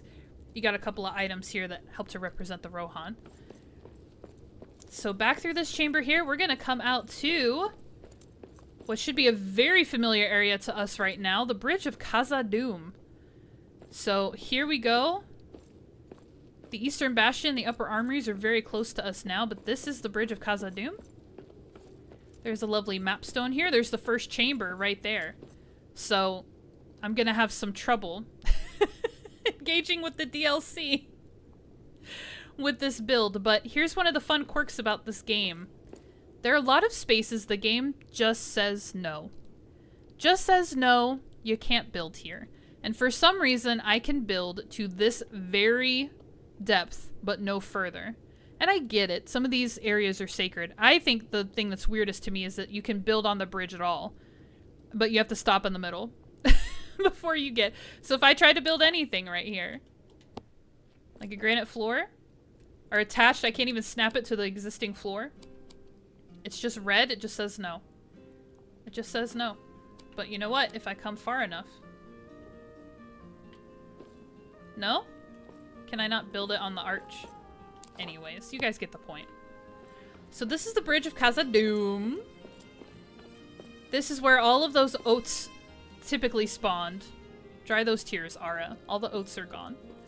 But yeah, I just built out, I just framed out these long kind of balcony. I don't even know what to call this. It's not a passage because it's not enclosed. But I just built all of this out. This is where our ranger camp was down there. Executive decision to just block that off. But yeah, all the way up and down this chasm, you've got these really just lovely passageways. The oats! This is so sad. So sad, so sad. And then this lovely structure here, which was a pain in the butt because there are some orc build items that you also cannot break. And so these trellis walls are actually hiding some orc wood structure. If you can see it back there. This is how I hid what I could not break, was by building this archway here. So we're going to go back here really quickly. What does the sign say? Does it say Red Eye Stronghold? Yes, it does. So this is the other end of the passage that I showed you guys was blocked from the other side. So this is just more passageway because just never enough, never enough. Now, these trees are giving me a run for my money. I've been trying to grow trees. This is the largest tree box, as you can imagine. It says tree bed sprouting. I have slept many a day. They will not get any bigger. And occasionally they try to tell me that the growth is blocked, but it absolutely is not. So anyways, these should be 2 huge epic trees. Don't judge me. I've been trying for months. They just won't grow. So I need to reconfigure this space here right in the middle, but until I get the time, it is what it is. And then this is kind of a fun thing that I decided to do for myself, is I felt very much like Khazad-dûm, even though the Dwarrowdelf Upper City and the Desolation are really established as the city portions of the mines, I wanted to build out Khazad-dûm with like just a city facade. I want it to be a lot of houses. I want it to be a lot of structure like this. So these are literally facades like you would see on a movie set. This is a solid wall here. But I built my walls with my windows and my doors and my pillars and my... you know, just to make it, you come through here and it feels like people live in here. And that's kind of my goal for the whole thing, is to really build a city kind of through the whole space. So that's what's going on with that. So down here we have some more of the Orc Hunter items. We've got the Drake Skull, or is that the Dragon? Or Fell Beast? I don't know, it doesn't matter. We've got some skulls. Drake and otherwise. And then this would technically lead to the Red Eye Stronghold, as the sign tells us. So this used to be an in-game staircase. And as you can see, I've sealed it with a floor on the top level. And I destroyed as much of the staircase as I could. Fun fact, there are foundation blocks that you cannot break underneath the in-game staircases. So, this is what it is, and maybe I'll do something cool with this room one day, but I did not want the orc patrols to come through there, so I just sealed everything up and took care of that. So this is a fun space here. If you add the new expansion to this build, it's really going to test the limits of the game. I take many backups. Yeah, good advice. Good advice for sure. Oh, my stamina. I'm also very hungry. Alright, so, I don't think there's too much more I need to show you over here on the eastern side. The eastern halls, as you will, but I am going to take you down to the upper armories real quick. It's an art exhibition? It kind of is, isn't it? It kind of is, isn't it? So yeah, so just built the floors, the walls. Like I said, strategic hearths. This is really fun because this was just a cliff that you had to scale, and now it's like a proper staircase. So this will just be really nice to see easy access to these areas, built out floors and stairs with railings and all of that stuff. So we're just gonna run down real quick, nothing too impressive. Run down real quick to the upper armories. How did I never realize how loud the waterfall is, right? It's so loud. Probably because there's a big purple dragon jumping out of it. That was probably a little distracting. So here's the outside of my upper armories. Once again, really should build up a little bit more, shouldn't I? And this is not much of a build. I'm just going to show you because it is in such ruin and decay and so dirty when you come to it in the campaign. This is how I have restored the floors and the walls in the area to be clean. We've got lighting in here. So it's just a matter of filling this in, deciding what goes here, filling it in, and doing all of that. So there's nothing really fun going on down here, but it is nice and tidy. And then from this map stone, you guys, I think we're gonna go to the western halls. There's some incomplete building going on down there. Actually, do I want to show you? Should I show them the eastern stairs? We'll do it. We'll do it, because we're over here. It's fine. I'll show them the eastern stairs. I also worked really hard on my eastern stairs. Now, they're not glamorous, but the eastern stair is significantly safer. Significantly safer than it used to be. This is where I'm building now. Nice. Yeah, and don't judge me for my uneven lamps. I know. I know. I know. Okay, so let's go out to the eastern stairs. If you guys remember this treacherous situation that we had to experience coming up here for the first time, now it is properly a staircase, which maybe is similar to our friend's crystal staircase, but probably not as fancy. It's really just about safety now. It's really just about safety. Go back to the raised floor part. Hang on. Go back to the raised floor part. At the top of the stairs? You mean in the armories? Where, Ara? At the bottom of the armories.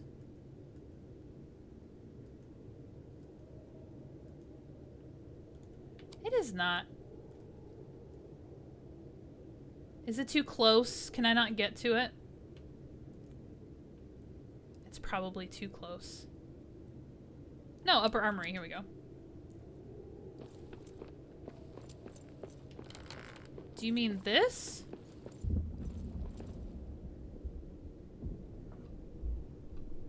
Where the drake nest should be. Oh, at the bottom of the... Oh, my bad. My bad. No, I can't really jump off safely here. Sorry, sorry. Meh. Oh. All turned around. Do you guys remember in our shared game I was building that that big balcony over here? That's what I need to do. I need to bring that build into this game. It's pretty good. This raised floor. Over the drake nest. Yes. Incomplete. Just here.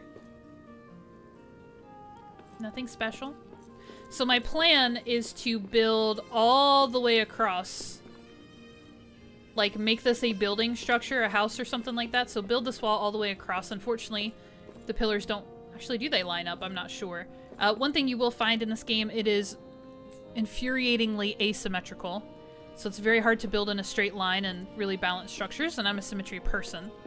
So that's what I prefer. But yeah, this used to be an outpost of Balin, and I'm gonna build it into some kind of thing. You remember the balcony? Yes, I might have stolen the balcony idea for one I'm building. Nice. Nice stairs. The problem with the crystal stair is it's effectively 2 chasms, which are offset by some way. Yes, that's so good to hide in the drake nest, so it looks like it's part of the original build. Oh, thanks.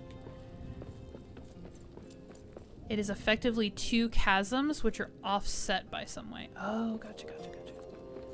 Okay, so back down the eastern stairs. Which were a pain in the butt, by the way. We will talk about the difficulties in placing banisters. We will talk about the difficulties in building in general. If we have time. I feel like we might not have time, but we're gonna do what we can. Okay, so eastern stairs. So this is now just a solid bridge. Instead of being broken pieces that you have to get your way across.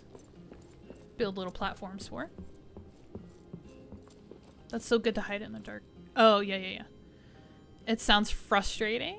Yeah, in Narvi's Forge, like, half of the walls are off a center. Yeah, I'm not surprised. Drives me bonkers. Drives me bonkers. Alright. More eastern stairs. More wood. I need to fix this section real quick. Real quick, one day, that is. So yeah, I'm really just showing you guys, hey, it's solid. It's solid and it's safe. It's much more illuminated. I don't know why there's no moths anymore. It's interesting that the moths don't spawn. Maybe it's because of the hearths. Oh my gosh, so many stairs. Whoa. Here we go. Whoa, finally at the bottom. Building anywhere in the Elven Quarter is frustrating. It's all wrong. But it's green. Yeah, so you want to build. Okay, so this is one of the funner parts of this, actually looking back up. And it's really bright right now, which is a little unfortunate, but with all of the placement of the braziers and hearths and other sources of light, you actually have it illuminated going all the way up, so I enjoy that view. Okay. Is there a map stone down here? I don't want to waste anybody's time, because that's kind of the end of that space or build or extension. Obviously, this is a floor that I've placed down here. This gets... Don't talk about symmetry and bring me to the Tomb of the Kings, because this is impossible. Because if you see, the granite floor is actually at an angle. It's diagonal. And that's the only way you can lay it and actually cover everything. And then this is how I was trying to translate from a diagonal floor. I was hoping that I could transition it into a straight floor, because now you're in more of a square space over here. But you can even see that the gap in this is off-center. Like, this diamond shape is off-center. It's so hard. Anyways. Anyways. It looks so cool. OMG, that one brazier you can't light. Is this my exit? Yeah. Okay, now I'm just really looking for a map stone, so I can take you to the aftermath, and we'll take a look at the west gate, and that will be the end of the tour.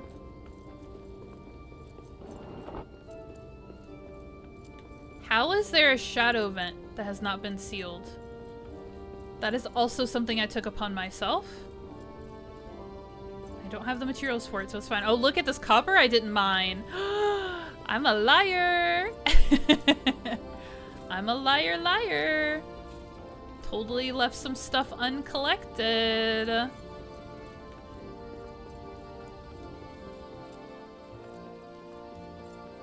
Wait, where am I? This is the lower deep. Wait. Yeah, the deeps. Oh, the forge. There's gonna be a forge around here somewhere. It's over here? I can't see anything. I can't see. Oh, there it is. There's the forge. What is this, Belagost? Belagost Forge? Yes, okay. I know where I am now. Okay, cool. There's no map stone here, though, so, fun little walk down memory lane. Don't worry, I totally know where the stairs are. There we go.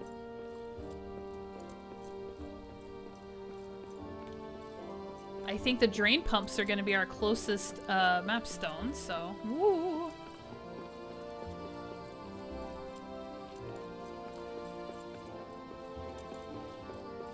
I'm kind of just following the map right now. I can't see very well.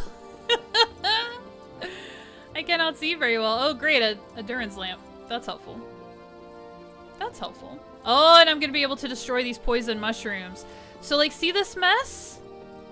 Guys, I cleared this out. I cleared out all of the debris. I literally just foot after foot, mile after mile, just took care of it. You know what I should do right now? Which is pretty hilarious that I just now thought of it. Hold on. I just now thought of it.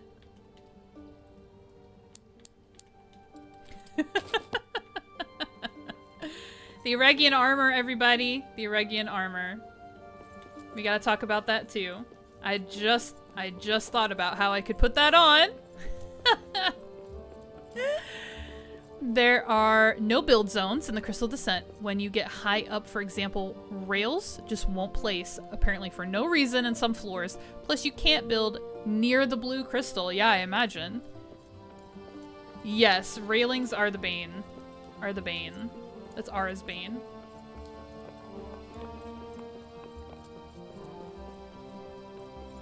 I just now thought of it. I could put on the Eregian armor and I'd be able to see just great. So yeah, areas like this I have no idea, like the actual mines.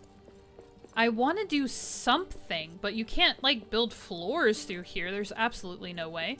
So it's probably going to be some lighting. I don't know, I've got to figure it out. I want to pick up all these potatoes, but I don't need them. I love potatoes. I love potatoes. Okay, we're almost there, I promise. So here's the little fun, you know, before. We did the after first, here's the before part. Here's what everything looks like before.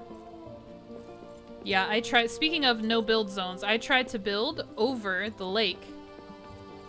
Not in this world, but in another one. Absolutely undoable. Actually, I think there may be some hack to it, but when you get too far away, even putting supportive structures underneath, I was not able to build over the lake. It stopped like in the middle. It's kind of like the Bridge of Khazad-dûm. There was some point in the middle where I could not build anymore. So then I started from the drain pumps. I started from the other side to see if I could build out and they could meet in the middle. And nope. Absolutely not. This is just a base camp that I had up here for this playthrough. So there's just a bed and a... It was a base camp for a while. Ah! That was not the direction I wanted to go. Getting minecarts would be helpful decorations. That'd be fun. That would be fun. Okay, so let's go to the aftermath. And we'll pick up where we left off with actual builds. So here is my aftermath, you guys. This is... You kind of spawn in, like, right here. And this is a really funky area because also no build zones. I couldn't build a floor out here no matter how hard I tried. But I could put a wall over here. I could build a couple of lamps on the perimeter. And I can't build anything on this wall. I could build this wall, but I can't put like a cross beam. I can't put any trellises up there. I can't put any crests up there. It's insane. It's insane. But anyway, here's my aftermath. So when you do come in, you're able to access a map stone right away to get wherever it is you're trying to go. So this is a fun little map stone chamber. So these are the mats that respawn every 2 seconds. So I'm going to pick up this wood scrap right here. Remember that it was here. And we're going to make our way up these stairs and out of this cave. More wood scraps? Hold on. They're underneath the floor. I'm going to pick those up. Oh, there's more? Pick those up. We're going to come back in like 2 minutes and they're going to be back. They are going to be back. Oh, no more Eregian armor, please. Let's go back to our Beorn's armor. You can get to the other side and complete the drain pumps by going left and dodging the Watcher, so it's possible to keep him alive. Oh, who knew? Wait, you can't even build piers on all the lake? I haven't tried that, but I did build piers underneath floors to support them, and it didn't work. I didn't literally lay piers the whole way, so maybe. It makes sense that it's a no-build area, since it's where people spawn into worlds for the first time. Yeah. Yeah, and the lake is where the Watcher spawns. Yeah. To Chris's point, I think. So yeah, here's the back side of that wall. Alright, here we go. So this is just a fun little in-between area. This, in the aftermath, is a bit of a work in progress. Here's our first indication of our Beorn's Lodge building materials. Get excited. Oh, there's some metal fragments right here. Metal fragments. Cool, cool. Interesting that you can keep the Watcher alive. I don't know that I want to. I mean, you still hear the noise, so... It's not like you lose the presence, really. I'll have to try that through my expansion. I enjoy the noise. The noise keeps happening, I promise. Okay, so here's a very bright hall that I rebuilt. If you guys remember, this was all in ruins. And very, very dirty. And Arik met us here for the first time. So I've got some gilded walls. I've got some wood cross beams. I've got some trellis. And I'm trying desperately again to grow trees. Now, these are blocked a bit. The tree says it's sprouting, though. It's not, I promise. They are a bit blocked, but they should be able to grow a little bit bigger than this. It's not happening. It's not happening. Thinking of making him a visitor attraction. Alright, so yeah. Just cleaned it out, raised the floor, replaced the pillars with pillars of my own. Try to put Durin's lamps and Durin's statues and trees in here, but you know, the game only lets you do so much. This area is a bit unfinished as well. I wasn't really sure. Yeah, you can tell I really wasn't sure what to do with it, so it's just a bit of a resting place. Maybe to take a load off, maybe cook some food. And then I built some stairs down this other side. So if you remember, this is actually, this floor is super raised because this is where you would have fallen down. You would have come through this tunnel and either a sheer drop or a stair would have taken you way, way down. And then this is where the tutorial told you to build quick platforms for the first time to get to scale up a vertical wall and get to the top of this precipice here. So I just love how different it is. It's so very different. So yeah, then we come down here. We'll take a look behind us real quick. So just a staircase with some trees on either side. And here we have the first examples of our Beorn's Lodge floors, which are really just, they're lovely. They're a bit hard to work with though, and we'll talk about it. And there isn't even a tree in this one. There isn't even a tree in this one. But yeah, come down here. Here's a fun little tavern build. I just did this. I feel like I did this 5 minutes ago. I came down to the West Gate. Because again, I was kind of prepping for this live stream. If I was going to show you guys stuff, I wanted it to be in its best shape as it could. So I built that. Here are the doors of Durin, which another no-build zone for obvious reasons. So I just built a little barricade here. So it's just a little spot. Now, if we come across here, I love that you've taken this area and run with it. Interesting, isn't it? So, much to Kirst's design, this area on this side has become like a storage dump area because the trading post is going to be outside the doors of Durin. And so it made sense to just fill this with like random stuff, kind of like supplies, make it a little bit of a messy attic situation because there should be a lot of stuff like coming in, coming through, and building out. So yeah, this is, I think Kirst did something similar to this. For hers, she wanted this to be like a drop zone for the traders to just bring in stuff and materials. So I just started to fill in the gaps with as many random things as I could.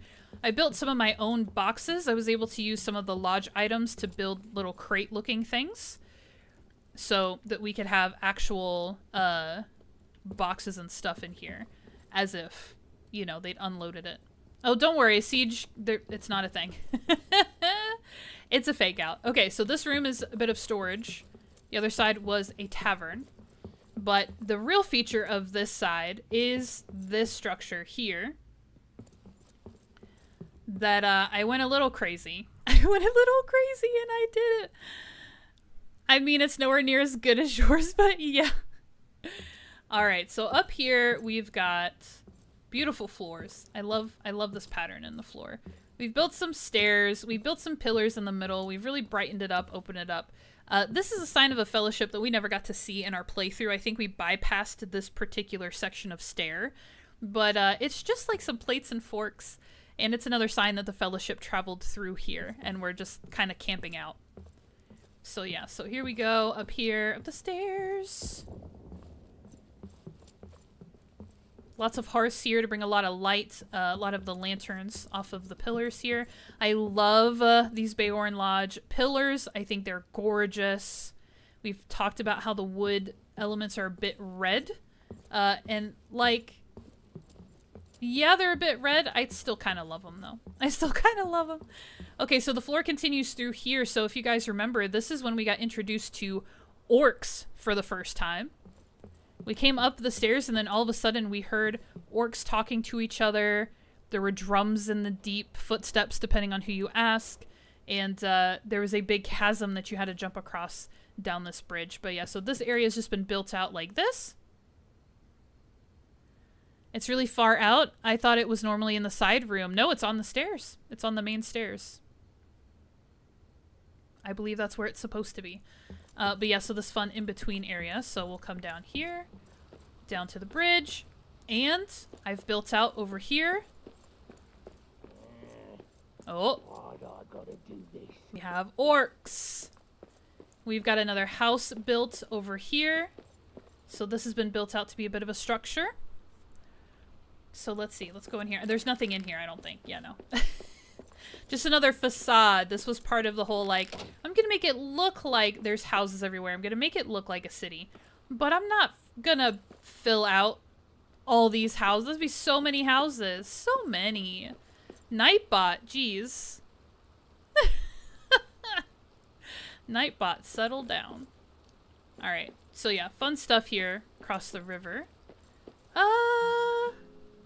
Yeah, I'll go through this way. So we've got a random little table and chairs and books and stuff, and this is the fun tunnel. This is the fun tunnel. Nightbot is very excited. You could film an RTM TV show in this world. Oh, stop, Thunder. This is one of my favorite little features, and I got to scare Curse and Ara with it, because I didn't warn them at all, and then had them run through here. But yeah, this is the little fun tunnel. Talk about something that took too long for what it is, but this makes me really happy. I'm gonna run through it again.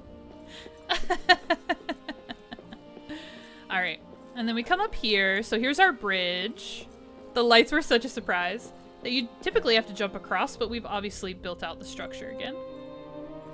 One of my favorite things to do that I have adopted is to put the smallest planter box on the top of granite pillars.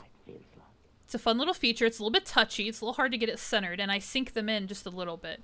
But you'll see that all of these pillars have a planter on top of them, and I love how much it just fills the space and adds more interest. And then we come down here, and this is the outpost of Balin. I guess we can go in here. I don't like this base camp. I'm just gonna be honest with you. Excuse me, it was my first attempt at Beorn's Lodge integration as far as a base camp or a structure goes. And yes, I was obviously trying to blend the stone with the wood instead of making it all wood, and I don't like the interior really at all. But it was my first go at it, so I give myself a little bit of grace. But we'll look on the inside.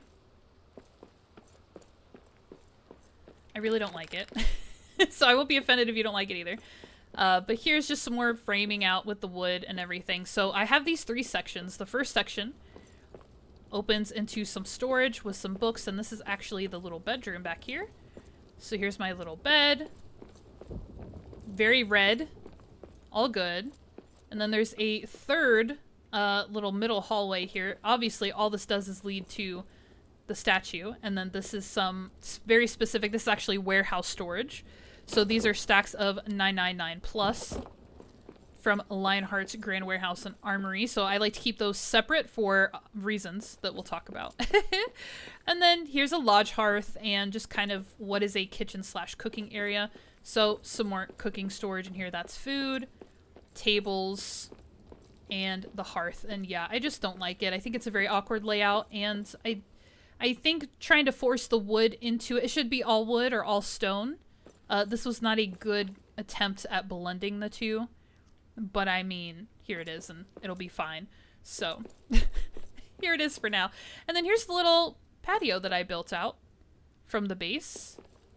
And this is what Ara was talking about earlier when she asked if any of the troll furniture I had been exposed to the light. So I think most people know this at this point, but the Orc Hunter DLC allows you to build some new furniture pieces out of troll hide. But a fun little fact, here's the typical build. A fun fact, because it is made of troll hide, if the furniture is exposed to natural sunlight, it turns to stone, which is really fun, because also if you didn't know, you can turn the trolls in this game to stone by exposing them to sunlight. So here's a regular chair, and then here's a chair that has been turned to stone. So, so yeah. So here's this base. I don't like it. It needs to be redone. Everything needs to be different about it. But other than the interior of that, I'm pretty happy with my Westgate build. This is another warehouse over here, so it's a work in progress. We've got some things worked out. Here's another level up here. Some ore, some stone. This is all very strategic because I needed these materials to build in this area. So that's why it's a little bit spotty as far as what materials are over here. I stocked it from the warehouse and was able to store it and then pull it from that way. And then if you guys remember, from the stairs, this is another little fun trickety trick. From the stairs that came to the outpost of Balin, there was a big dip in the floor here. And there were some broken pillars and some other stuff in here. So again, it's another level that's just been completely covered by a higher floor. And then this is a somewhat better take, I think, on the Beorn's Lodge build. Something should just be all wood or all stone. It's really hard for me to integrate. But this obviously is empty, but I think I was going to put some coins, some treasure piles in here to make that fun. So I don't hate the outside of this. I do like the trim. I like the patio a lot. Or the balcony or whatever you want to call it. But yeah. I'm not a fan of the inside of that base. Arg reminds me of the troll chair glitch. They caused our world to crash. They fixed it. This is so cool. Can't wait to start my Forever World on Tuesday. Thunder. Tuesday is such a big day. Okay, so here's the rest of the Westgate. Build. It's looking better. It's looking a little cleaner. Like a place you might actually want to hang out. But yeah, obviously, wrap the Musnakon chest and some goodies. And then this is what I was talking about with the gilded gold walls. Sometimes you can push them into little alcoves like this and make them look really, really cool. So that's just a fun little bit. And then this plays into that whole idea of facades, of trying to build homes, like a city feel to the whole place. So this is just a wall, but I put a door here, and then it was in the game that these windows were already part of the structure. So it already kind of looked like a house. And I was like, you know what it needs? It needs a door. So there you go. And there you go. And then if we come over here, this is more of an actual space. I could do something. This is kind of narrow like that one by the Chamber of Marzarbul. I could do something in here, or I could leave it as a facade. So there is that. And yeah, because these walls in here with the windows and stuff, these are in-game build. You can't break them. You can't do anything with them. So I was like, you know what? Let's just continue to put walls and doors on things. So same thing on this side. Filled this corner in with some plants.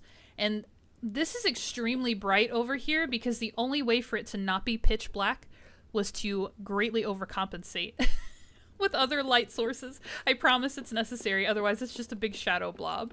So here's another facade. This one's kind of fun because I put the smaller camp hearth in the windows because that's really all the room I have for these little guys. I definitely want light to come through the windows because that makes it look like someone lives there, right? So that's kind of part of that idea. And then over here is pretty fun. This idea of building a hearth into kind of a window and a wall. Not necessarily this location, but this concept I absolutely got from our friend Axebeard. Did something similar to this. He actually enclosed his hearth a little bit more.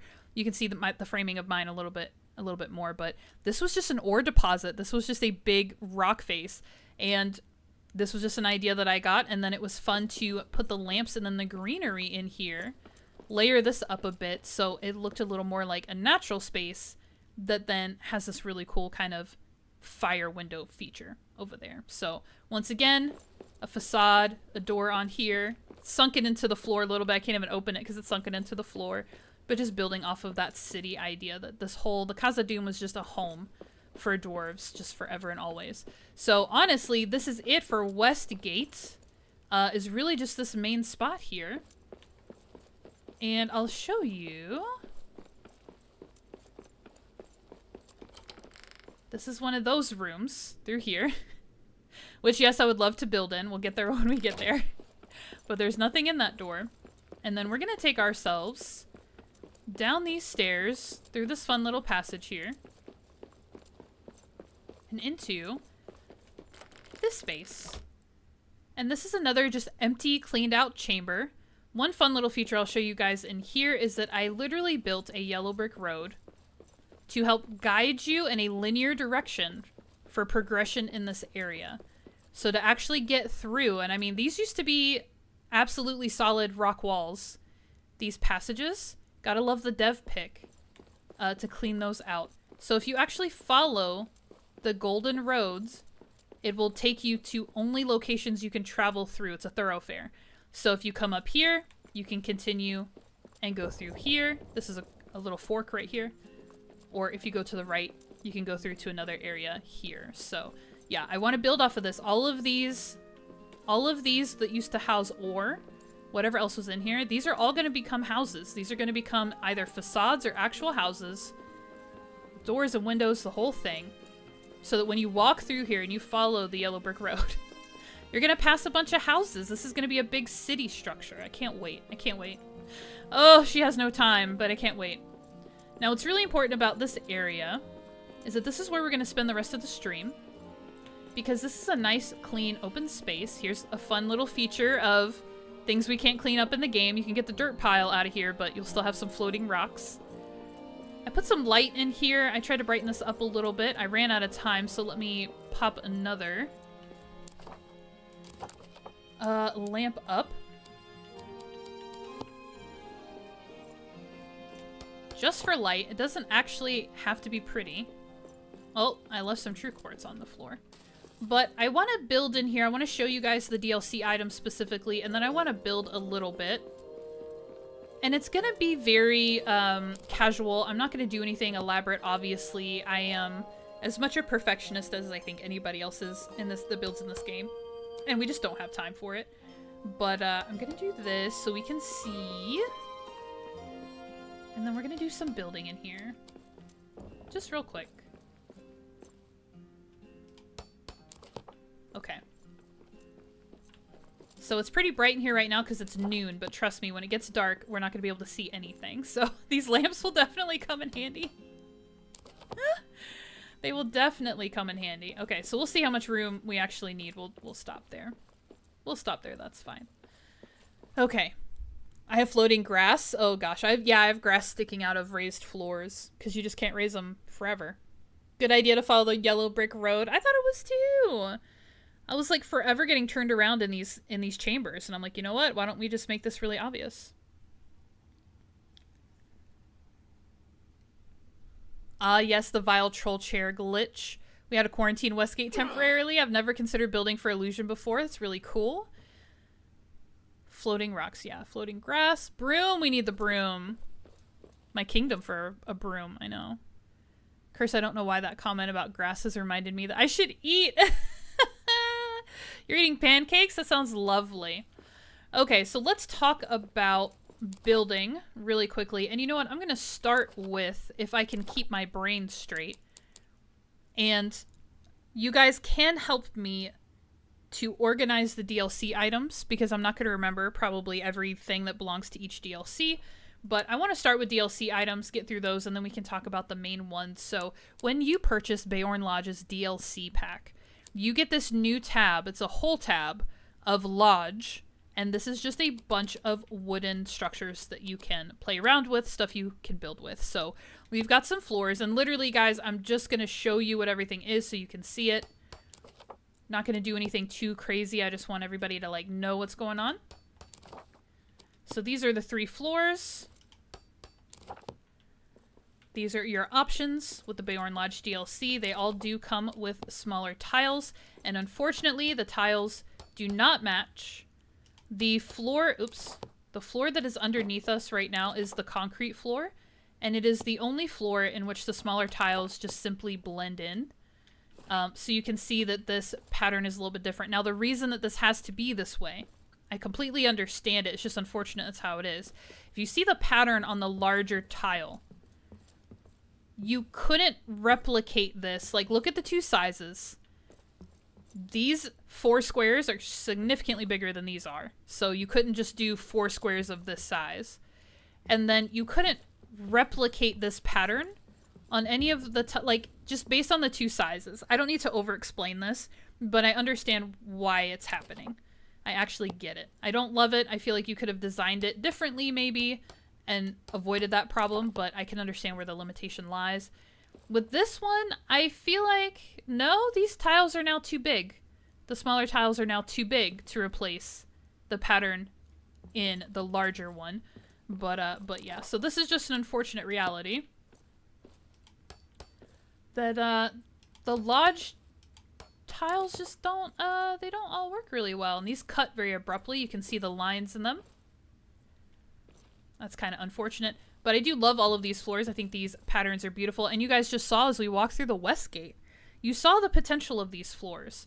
So no, they may not be perfect, but they are gorgeous in and of themselves. And you can manipulate them and play with them enough to make it work. Okay, so let's take a look at our wall options here.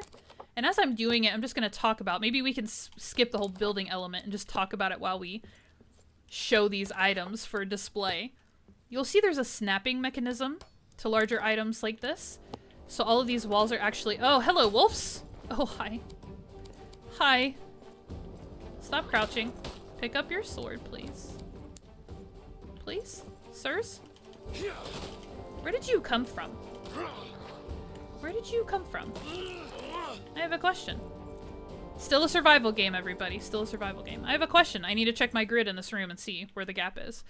But yeah, you'll notice that all of the walls are kind of snapping together. So this is actually really helpful. Depends on who you are and what you're trying to do. Overall, I like the snapping mechanic because it helps me to line things up a lot quicker as long as I'm trying to do them in a straightforward way. Now, if I'm trying to manipulate something, switch it into some kind of angle or do something funky, then the snapping mechanism kind of gets in my way. And I will also say sometimes, especially with the lodge items, we've got a lot of problems with these items, actually. Some of this stuff doesn't snap flush or straight, so you really have to watch it. You have to watch it, is all it is. You've got to pay a little bit of a special attention when you're doing it. You can't take for granted that just because it's snapped, it's actually centered or perfect. So yeah, it can be a bit of a challenge. For sure, but overall, I'm a fan of the snapping mechanic. I do think it would be cool. I think Ara has mentioned it, maybe some other people, and now my lamps are in our way. If you could toggle it on and off to give you a little bit more flexibility, that would be beneficial for a lot of builders. I myself, I'm just kind of used to it, and sometimes the snapping can be an issue, and sometimes it just needs to be finagled a little bit. But for the most part, I'm grateful for it because when I do have something straightforward going on, which as you guys have seen, my builds are very simple. They're not super elaborate. I'm not building layers upon layers upon layers of floors. I'm not building these huge structures with big ceilings and roofs. You can do that. That's an option in the game. I don't build like that, so I don't have those skills, that insight or that knowledge of how to use those pieces to build that way. Most of my stuff is pretty straightforward, so generally speaking, in the simplest terms, this works for me pretty well. But here's some options for you. Some windows, some with detailed trim, some without, some are plain, some arches, some doors, and then a really fun thing about this door is if you flip it around, there's a bear on it. And we love the bear. We love Bayorn. We love Bayorn. Let me catch up with chat real quick.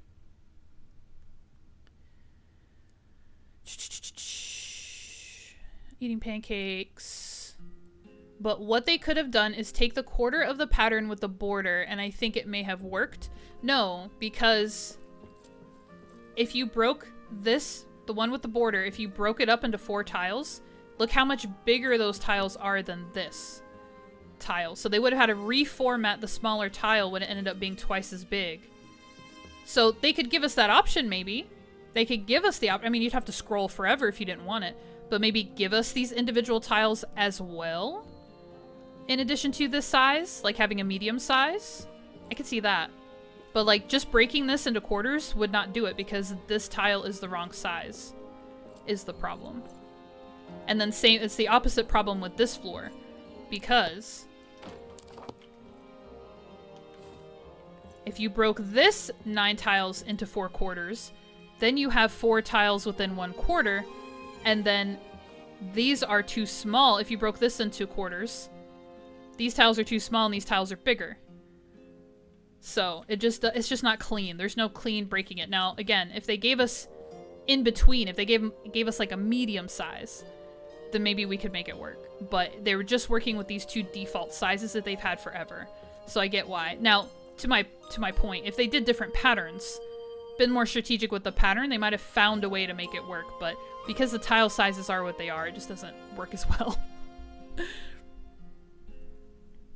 There's a bug with the dark brown one too. Is it that they don't link up pattern-wise? Yeah, this one here. I've had a lot of trouble laying this and like rotating it to get everything flush. It doesn't work super well. So yeah, the lodge items, there's a lot of snapping, kind of mismatched issues with them for sure. For those of us who are a little more perfectionist. I'm using one of them for a little balcony space. Cute. But I would love wait. I'd love that QE have a wooden build set. I don't understand. Repeating pattern on the wooden stuff I am not a huge fan of. I love the patterns of the lodge stuff. I just do wish it wasn't quite so red. Floors sometimes take a while. They sometimes snap very slightly higher or lower. Yes, and you really have to babysit it for sure. But also being able to change the snapping point would be helpful. Right, that's what I've heard is like, oh, so you're saying the point, not necessarily off and on, but where it snaps to. Okay, instead of it being like the middle of the item. My nephew is called Bear. That's cute. Need more bear stuff. I know. Oh, I keep forgetting that they're 3x3. They should have made the patterns 3x3. The small brown one on the bottom. Yes. Yeah. Yeah, it's a bit of a struggle. It's a bit of a struggle. Okay. So we've looked at walls. We've looked at floors. These are the narrow walls. So this is not sustainable, apparently. This is a fun ability, a little piece that they gave you, kind of like the smaller floor tiles, giving you the option of having some narrow walls so you can kind of customize your build, your space a little bit. So there's a plain flat barricade. There's a top and a bottom to this one, and you can use the pieces separately or put them together. Another issue with the lodge items. Hold on, hold on, hold on. Crafting. Can't see anything. Hold on, don't get dizzy. Oh, it actually went into my hotbar.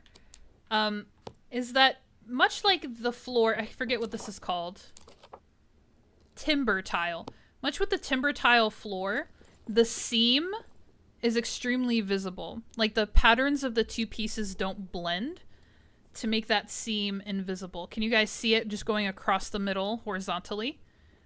So that's another unfortunate reality, and I don't know if they rolled with that because it made it look a bit more rustic, but I mean, like having that rough timber finish, maybe that for some reason it was justifiable, but yeah, it's like it's a really obvious seam, and it's very sad. Yes, Ara, it hurts my heart too. And then this is what I did to build those little boxes in my storage area. I used this, and then I put a little tile on top, a little floor tile on top. So you kind of had this wooden box you can use. So I hate this. Why are there goblins in here? Sorry, guys. Orcs. I gotta know where they're coming from because I have all the entrances blocked. Like, the hearth should be solid and the entrance is blocked. So that patrols can't get through here, but apparently not. Apparently not. So there's our floors. There's our walls. Here's some other little building elements here. They're very cool. Just imperfect. They're imperfect. Why is there a trimmed wall? Why did they put a wall away from the walls? These also snap to their corners as well, which I find extremely helpful when I'm building rooms, boxes, and structures like that.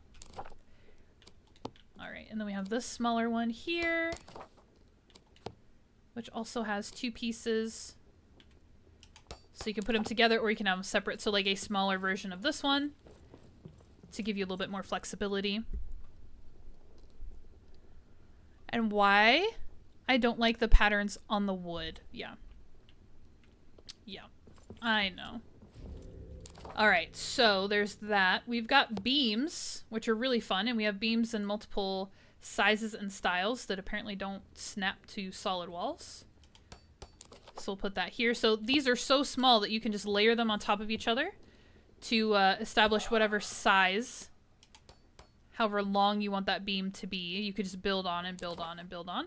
But then they have some other ones, much like these barriers that we have down on the floor, that are like a middle length that you could use. Excuse me, and they all snap to each other, which I find super helpful. And then we have these really long ones for spaces in which it makes sense. Very decorative. So you'll see these cross beams kind of pushed into walls. Obviously, they're part of the default wall design for some of these, but even in stone walls, you'll see these kind of pushed into some of the concrete walls or adamant walls that I've built as well, just to add a bit of wooden trim to it. So cross beams are definitely an option here. Now, some of my favorite pieces, my favorite pieces to this collection are these pillars. They're also a bit rough. They don't blend very cleanly. You can see the seams. Also, they decided to have the, I guess the width, I don't know how to describe the fluctuation in the design, but it's architectural. I mean, it's artistic the way that they fleshed it out, but it's not just a perfect seam. Now, other beams that we're going to look at, you're going to see blend really well together. They're very smooth, and it just works. It just happens. But other than that little inconsistency there, the actual design and structure of these pillars, I love them. I love them so much. So I do think they look really nice. The seams are a little egregious, and the shape that they have given to the wood to create these joints keep it from being a smooth, you know, wooden beam, which is a little unfortunate. Oh, hold on. This one, please. Here's a nice thin one. This is really small. You could add, again, as many middle pieces as you wanted to customize how big you want it to go. And then this is a really fun piece, more bears. You can put this piece on, and one of my favorite features about this is you can actually snap 2 of these together so that you have 4 heads, which are better than 2, and definitely better than 1. So I do like that. You can actually stack that item on top of itself to make it a little bit bigger, a little more interesting. And we've got this pillar that's got more of a drum design, which is also very pretty. Love the etching, love the design. So we've got some very cool pillar options with the Bjorn's Lodge DLC. I just realized with the beams, you can use them to make snapping points in half-block segments. Sure. The trim pieces, cross beams are nice, though. They are. I used it recently to raise a floor system by a half-block to join another platform. Oh, nice. The bear head piece is what I put my beehives on. That's cute. The drum pillar also hides the seams so much better. Yeah, because the overall design of the pillar makes it make sense. Makes it make a little more sense. But yeah, I do think they're just beautiful. They're gorgeous. Okay, here are some items that I never, ever, ever use.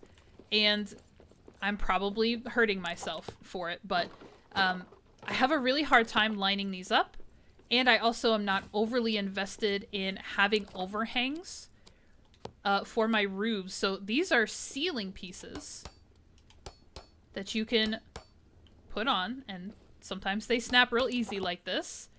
And now you've got this little kind of roof overhang. We've obviously got bigger sizes, different sizes, whatever floats your boat. I will say at this point, breaking into this material or these items specifically, these are really touchy, a little intricate, and I know that there are a lot of ways to manipulate, gosh, that didn't work. Manipulate the ceiling pieces. Some people put staircases under them. Like, there's a whole bunch of stuff. So at this point, I want to stop really quick and say, check out Axebeard on YouTube. My friend Axebeard. Also, if we can drop a link for Jubo, I did add one for Jubo. It is !Jubo, lowercase. Axe and Jubo have been working on a stream series this week, prepping for the expansion, and they've been building, basically exploring the concepts of building homes and barracks, different ways to build for the NPCs that are coming in, building different areas. Those two creators, there are other creators as well, but those are the two that I know the best myself, and they really know how to optimize building with things like these ceiling panels and all of the stuff that I don't use. Like I said, my building style is very straightforward. It's very simple. I'm not trying to manipulate these pieces. I'm trying to use them as they are designed. And I mean, one day maybe I'll get there, but for the most part, I'm just like, yep, a wall is a wall and a ceiling is a ceiling and a door is a door. But Axe and Jubo really kill it. I think you guys get the idea with the ceiling pieces. They really kill it when it comes to optimizing, making things more intricate, foundations, like stabilization of bigger structures, and all of that good stuff. Like, they're on top of their game when it comes to building in Return to Moria. So please check out their channels if you want, like, the details of details. You really want to know how this stuff works, how to make the most of it. I'm not that creator, but those two can really help you out. So go check out Jubo and go check out Axebeard. And they collab a ton, so a lot of times you can catch them together, and they're very often building. So definitely check those guys out. My approach is just much simpler and straightforward. So I can't help you as much as they can to really get very intricate and all of that good stuff. So thank you so much, Kirst, for putting those links in the chat for me. Appreciate it, appreciate it, appreciate it. Axe introduced me to the concept of Moria math. I hadn't realized it was so important, the order in which you place items down. Yeah, it can definitely have an impact. And like I said, I'm just straightforward. So the only thing that I do is that I put floors down first so that my walls and doors sit on said floors at the appropriate height. So yeah, so if I were to build the door first and then place the floor might come up significantly higher on the door. So that's the only thing I really strategize about. But yeah, go check out Axebeard and Jubo.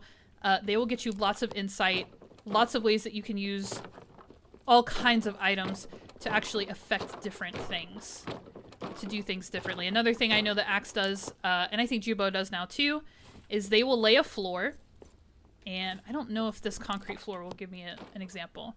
So underneath your concrete, well, really any floor, you're going to end up, if you raise it, you're going to end up with a, what do they call this, a foundation? A stone foundation. Basically builds with the surface of the floor. And so what I've seen them do so often is build a floor and then destroy the top part like I just did. Oh, it took out the foundation with that one. But then their floor ends up looking like this. And it could be raised and stuff like that. And I think Axebeard likes to sink a lot of items into a raised floor to kind of make them sit a little bit differently. So yeah, stuff I am not gonna do and stuff I'm not prepared for and can't explain. So so yeah, go check them out. All right, so that was the Lodge tab. So I've showed you everything in that. That's pretty straightforward. Beorn's Lodge DLC for sure. Furnishings is gonna be the other one. Wood is gonna be the other one.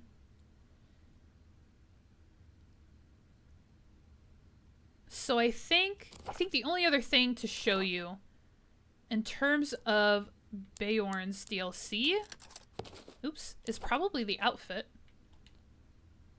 Beorn cuffs is what I have on. And then I actually have boots on because the Beorn's outfit, dude, what is wrong with your ankles? The Beorn's outfit is more casual and cozy. It's kind of what they were going for. So they gave us these like slipper boots. So I like to wear actual boots with the outfit. But here's the Beorn's Lodge DLC cosmetic skin, which is super fun. Did we get any... We got the Lodge tab. We didn't get any furnishings from it, did we? No. No. Okay. So yeah, it'd just be the Lodge tab and that. So we also got, with the Beorn's Lodge DLC, this version of the hearth, which until that DLC came along, this was the version of the hearth that we had. This massive thing. But now we could have more of a lower profile hearth, which I've definitely integrated into my builds more. So that is part of that. What else have we got? Anything good?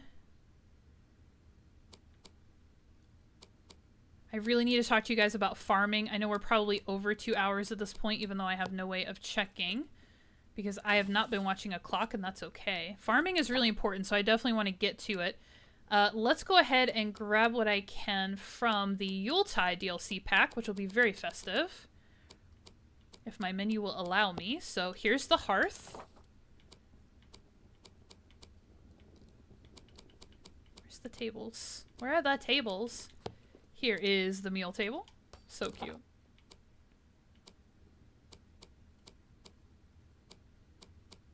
Anything else in here? I don't think so. Okay. Nothing in here. Just double checking. I think it's all in furnishings now, but I just want to make sure. Okay. So the candelabras are specifically Yuletide DLC. These are super cute, super fun. Gotta love them. Ah! And then our beloved chain of lights, which we all love or slash hate. I guess it depends on who you ask. But here are your lights, and then you can just, you can attach these to themselves. You just need to anchor them into a wall or a pillar of some kind. But for the most part, come on. You can lock and load. All right, it won't be perfect, but there we go. Oh my gosh, they're not even attached to each other. Look at the depth perception. Who is she? But yeah, so we have those, and then I think that's it for the Yuletide DLC pack. You did get some recipes as well. I will say that too. We're just about 2.5 hours. Thank you for letting me know. I'm not going to go show you all the food, but there's a Yuletide meal that you get that's called the Yuletide Feast, I believe. And you'll get little food recipes with all these DLCs as well. So a cosmetic skin, an outfit is a default, as well as new recipes, potentially ale recipes as well. And then a few items here and there. So there is your Yuletide. Let's actually look at it, sorry. So little details, a fun little featurette here on the meal table. So you can always use this. Obviously, you've got these little stockings hanging off of this hearth, which is so cute. Our candelabras, all of that good stuff. Am I missing anything? I am, actually. I am missing the present pile, which I cannot craft because I don't have enough coins. I find that atrocious. Anyway, here it is. So obviously just a treasure pile with presents in it. So this is another this is another part of that. And then I'm pretty sure we don't have any clothing associated with Yuletide. Pretty sure. So yeah, so that's a little collection. That this was 99 cents. They actually dropped this for free, I believe, when they first released it in winter of 23. So a couple of years ago was the first time we saw this. So I think it was free at first, and now it's been like 99 cents ever since. So it's a very affordable option. All right, let me go back through Essentials and Crafting and see what I see. As far as DLC items go, honestly wonder, other than farming elements, I think that's it. Oops. Okay, so wood and stone. Let's talk about this for a minute. So the vine-clad lattices that we've been talking about. No? Build on a floor? I can do that. I can do that. So a couple of variants of this one. So here's another version. And then if you rotate these, like this side of that same one is a little bit fuller. So they're adjustable in that way as well. You can kind of flip them around to get a slightly different effect, different vined thickness and patterns and stuff like that. And I do like to flip them around. Goodness, where are you guys coming from? I do like to flip them around to break up the pattern, because sometimes if you just have a really long stretch of lattice, the pattern gets so repetitive, it looks a little tacky. So I do like to flip them around to mix up the pattern a little bit, make it a little bit more organic looking. And these are part of the Entcraft DLC, is the point of the story. I'm trying to think what else. We also have these pillars, which will snap. If you've put some of these together, they will snap onto the corners, which is lovely. Oops. Eek. And they will snap in the middle too. So you can put them where you want. So there's a lot of flexibility with these pieces. We love these pieces. They're so pretty. What else have we got? Anything else for Entcraft in building? I don't think so. Ooh.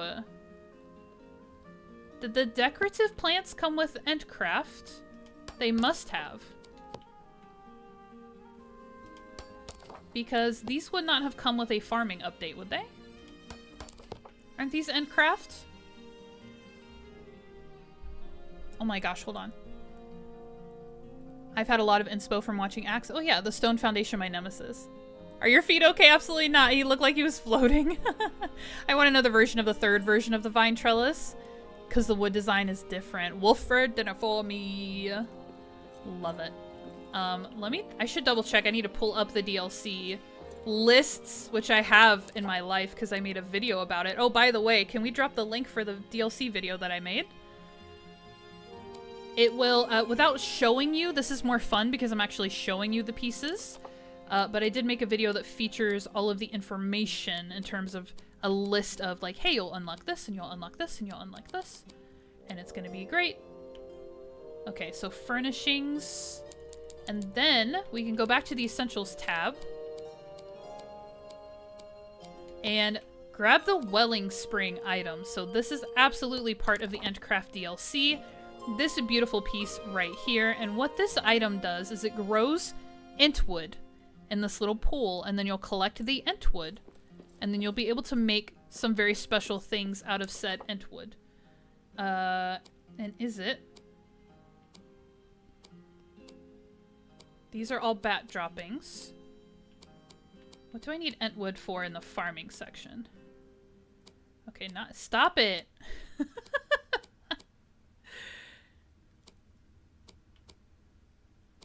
Okay, is it the wood and stone? Yeah, Entwood for the trellises. I was just making sure there wasn't anything in the farming section for it. So, you need Entwood to make the trellises, to make the pillars.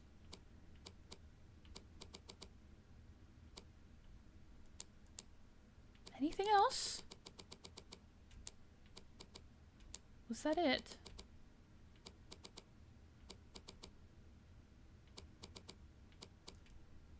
I think so. Oops. I think so.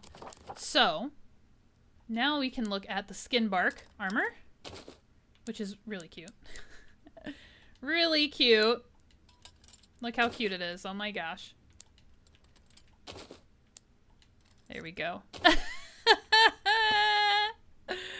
Oh, he looks amazing. So you get the skin bark cosmetic set. Now, I do want to point out to anybody who doesn't know, I think you guys all know, but anybody who's going to watch this and doesn't know, the cosmetic skins are exactly that. They are not actual physical armor.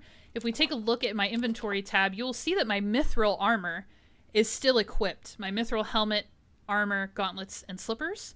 So the stats that are attached to my mithril armor are still attached to me. And thank goodness, because these random wolves and orcs keep spawning in here, right? So the cosmetic skin is exactly that. It's just the skin. It carries no stats. It's purely cosmetic. So just a side note about that for you guys. So there is the skin bark armor. Don't show Treebeard that there will be trouble. Treebeard would probably love it. He'd probably love it. I feel a little bit. It's fine. I don't know. It's so silly. I know. He's so cute. I wonder how many new songs are coming in the expansion. I can't wait. I can't wait. I don't hate the singing. I want the option to skip it. That's all. The songs are great. I just want the option to skip. That's all. I don't need new songs. I really don't. They're so great though. I just don't need them. Okay. Anything else in here that's not farming? That's DLC? I don't think so. Okay.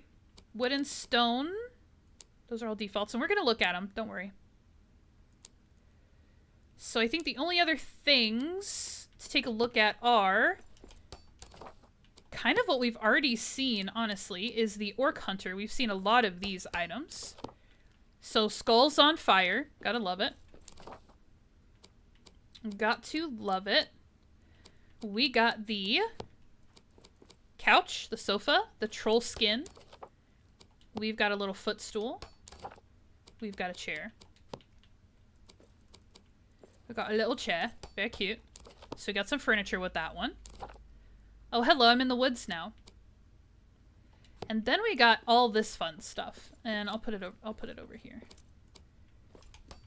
So we've got this guy. We've got the pikes, which is just a lovely selection of skulls on pikes. Really a great assortment. I'm trying to face it forward. I don't know if you can actually face them forward.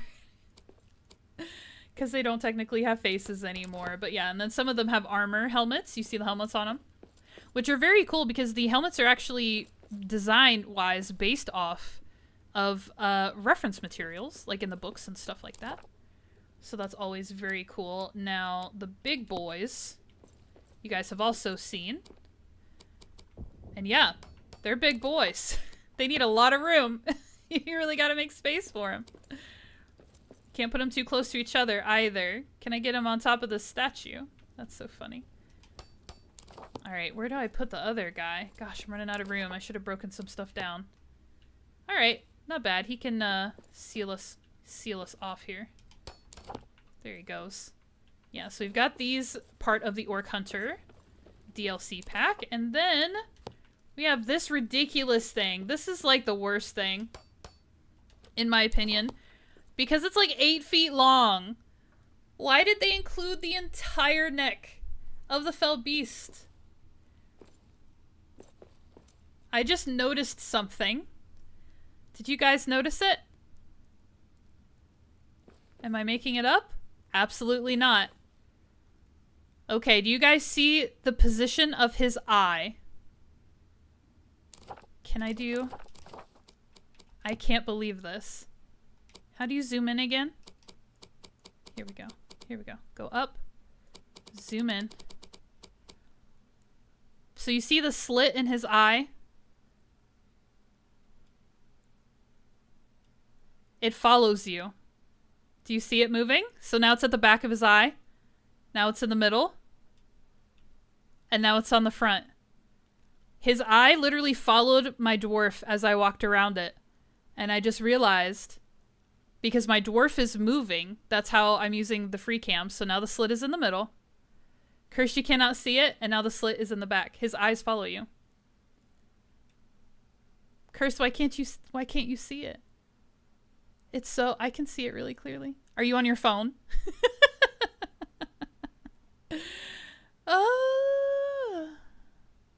Hey, story mode. Can't believe I caught you live. You can skip, just hit X or do something else that breaks it. Well, yeah, but you won't achieve whatever you're trying to achieve with the song. So, like, if I want to light a Durin's lamp, I gotta commit. Anyway. Alaskan Care Gaming, hello and welcome in. So nice to see you in person, kind of. Nice to meet you. Officially. You can skip, yeah. Yeah, but you can't do anything then. You gotta do it. No, not a song, Grumpus. Maybe I don't like Christmas after all. Yeah, the songs are cute. I get it, and I appreciate it. All I want is to be able to skip, because when you've got to sing at the Pilgrim Library for like 45 minutes, it's just a lot. And when you have to sing for a chunk of time to light Durin's lamps and you're decorating with them, the eyes follow you. Okay, so do you guys see? The slit in his eye is facing forward on his eye. Now, if I come over here, do you guys see how it came to the back?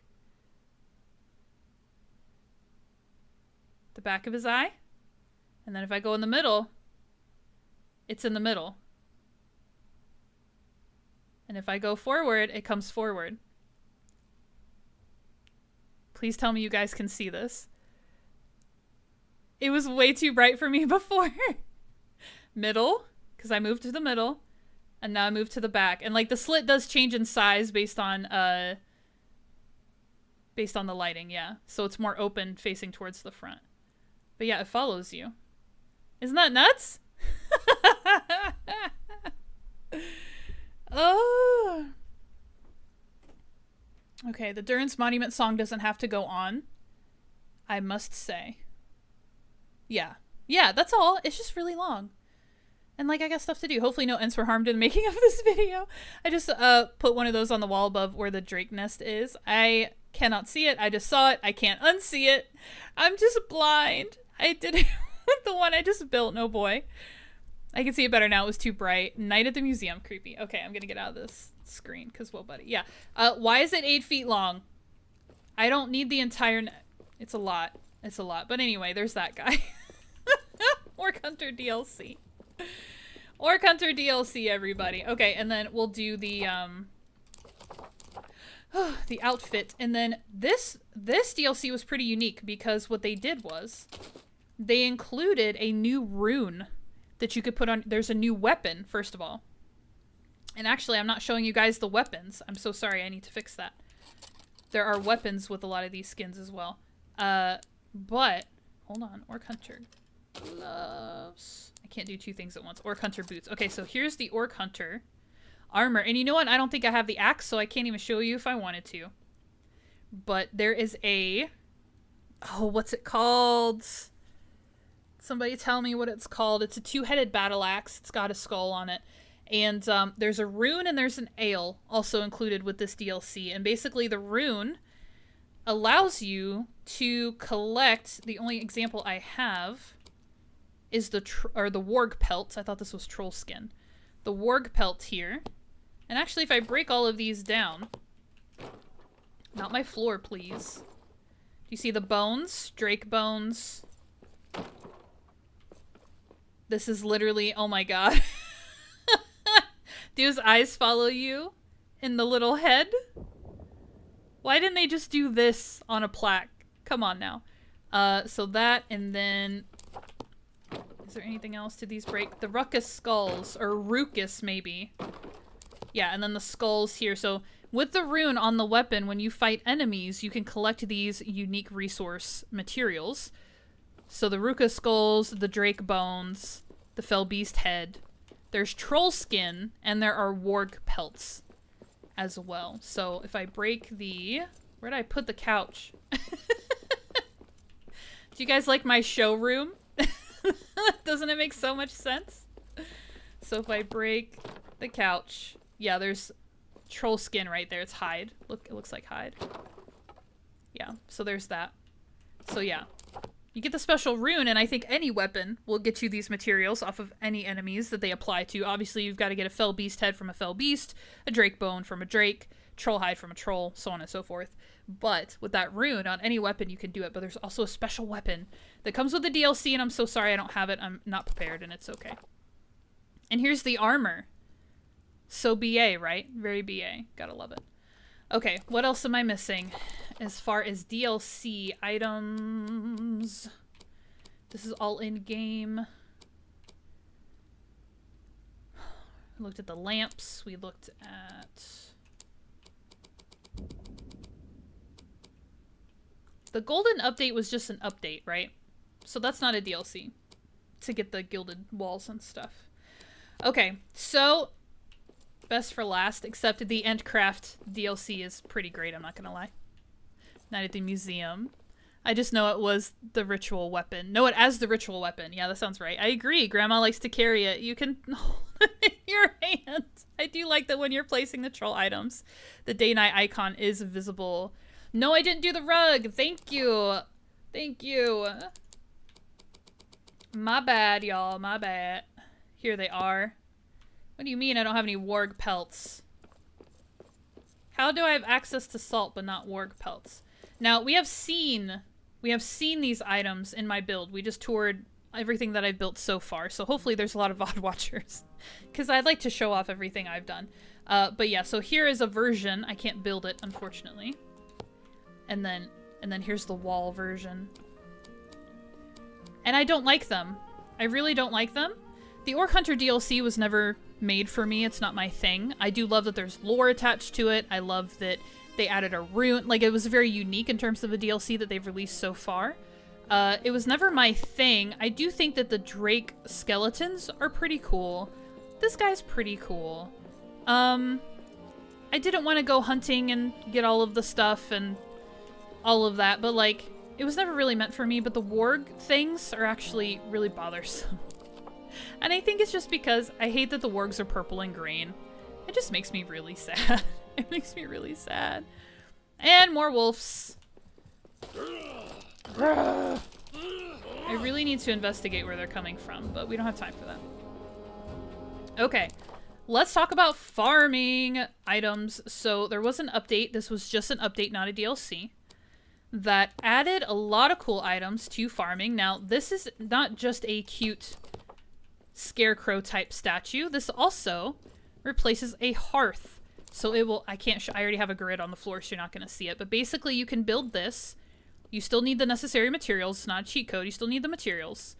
But it does work as a hearth, and you can build around it. The Afghan lamps, I think we've had for a while. I could be wrong, so I don't think those are new. The crude farm patch, I'm pretty sure, was around. This guy was new. Again, these are pots for you to plant things in. Come on. They've got to be a little bit apart from each other. That's Entcraft. And then the Elven Farm Box. This is what everybody wanted. Need resources, of course.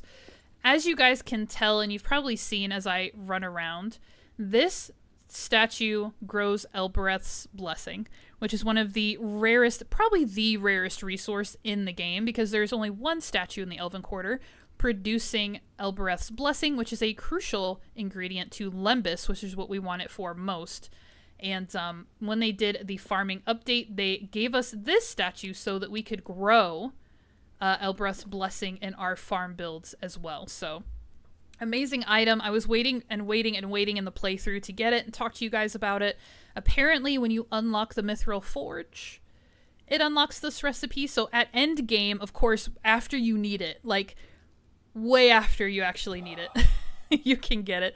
Typical stuff, typical stuff. Let me catch up with chat real quick. Rohan DLC was there. Not sure, I haven't got them yet. Thank you for reminding me, Chris. I will take a look. But I can't build her. And then we got... Oh, this is part of Beorn's Lodge. I'm so sorry, you guys. Too many good things, and I'm too spoiled, and I've just had all of it the whole time. I don't have any lodge built right now, but the honey barrel to farm your own honey was also part of the Beorn's Lodge DLC, which is a really fun lore piece because Beorn associated with bees a lot. I know, cursed, I forgot the beehive. Sitting there in the farming section, and I can't even build one and show it to you properly, which is absurd because I have access to all of my materials in this area because of my grid hearths, but it's like telling me I don't have access to some, but I have access to others. I don't know. Is what it is. Here's a plain tree bed where you can plant a tree. Ooh, wait a minute. I never paid attention to this before. So, Chris, you could plant trees in the Elven Quarter with this.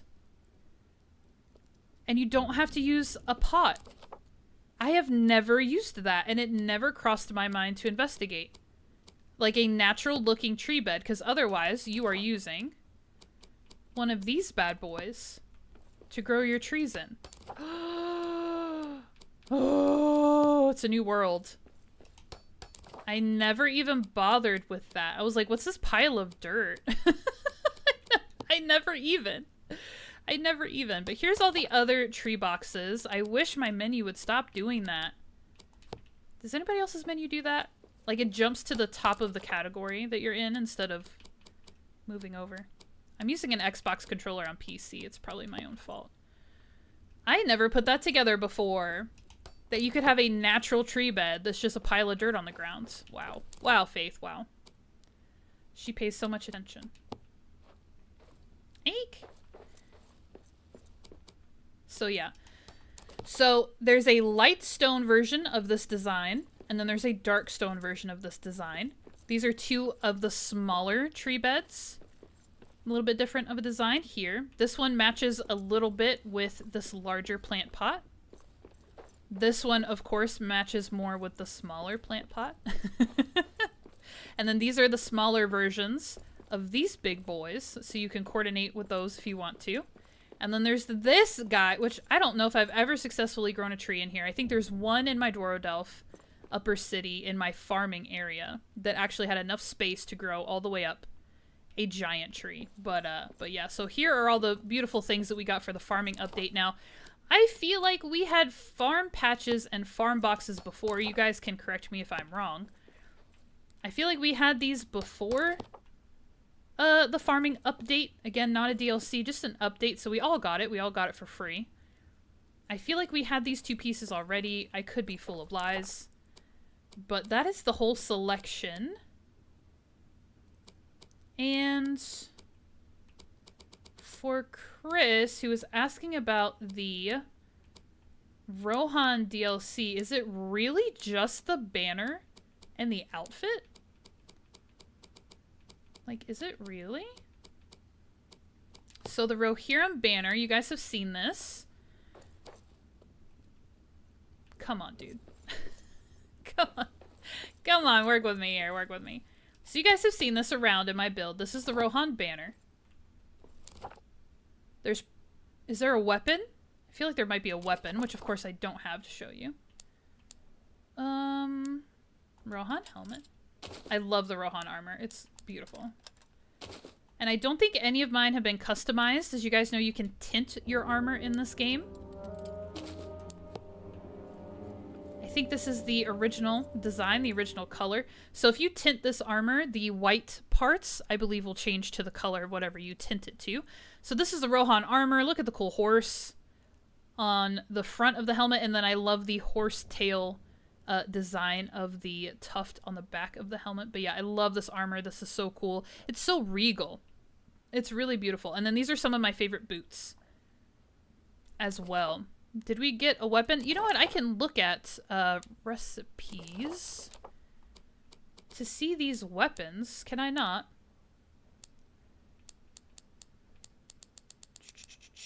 Rohirrim spear. So here we go. I can't show it to you in real life, but here it is, the Rohirrim spear. Here's the Frightener's battle axe. This is what we were talking about earlier for the Orc Hunter DLC. We have some Eregion pieces. The Eregion stuff was... When did we get that? Do you guys remember where the Eregion stuff came from? Did we literally just get a banner, a spear, and an outfit? I think we got some food recipes. Did we not?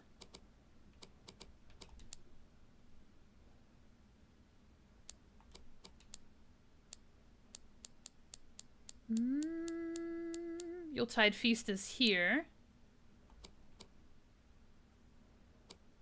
Oven? Yuletide... I'm sorry, Yule Fruit Crust Cake. That's one.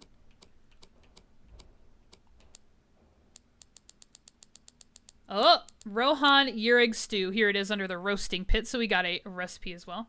Is there a shield? Probably. Probably.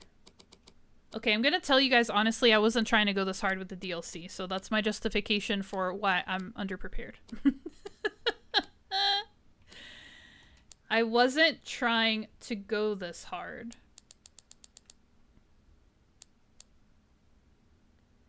I don't have the recipe, and in this game I would.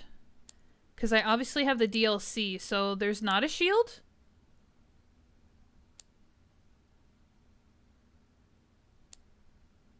Unless the Gondorian shield was a part of that? because Gondor and Rohan are related, in a sense. I don't have a shield. Alas. Alas. Okay, there was the armor set, the spear, shield, a flag, a banner, a meal, and an ale recipe. Thank you, Ara. No mount, though. I'm not sure dwarves like to be on horses. They really don't. Rohirrim shield. Shield, apparently. Rohirrim shield. But I don't... Okay, so here's my logic. I have the ability to craft the Rohirrim spear in the Khuzdul Forge, which means I should have the option to craft the Rohan shield or the Rohirrim shield in the Khuzdul Forge. But it's not listed. We have a Region, Belagost, Mithril, Ornamental, Gondorian. Is there some special place?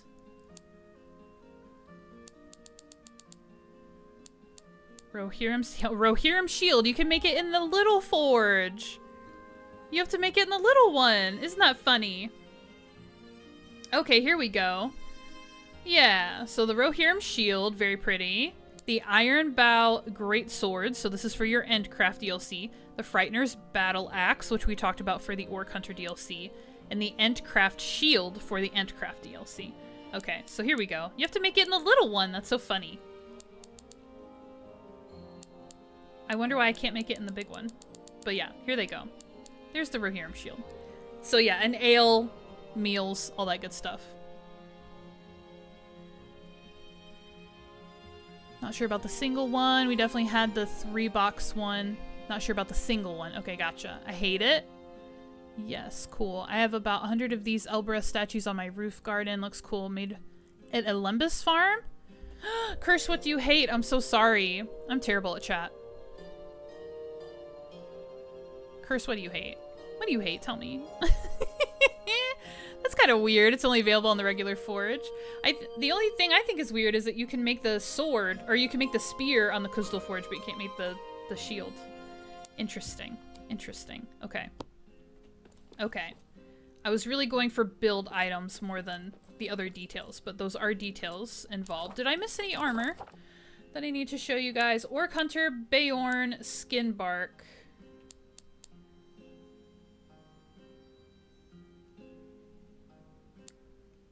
Rohan. I have a question. It's a bit of a spoiler, though, so I might not want to ask it just yet. I don't want to ask it just yet. I might tackle it in my playthrough for the channel. Friendly reminder, this is my forever world. This is my first world. Beat the campaign. Cleaned it all out. Built a whole bunch of stuff in it. This is not the world that we've been playing our playthrough in. Just as a friendly reminder. Okay, I think that's it. And then farming, there's some details that I think Ara understands a little bit better than I do, but these pots where you grow things, which we use this guy mostly to be more utilitarian. Certain seeds or plants will grow at different rates. So it used to be that everything in game grew in a day cycle. So you would have to sleep to get like to the next stage of growth. And now it's just assorted items grow at different rates.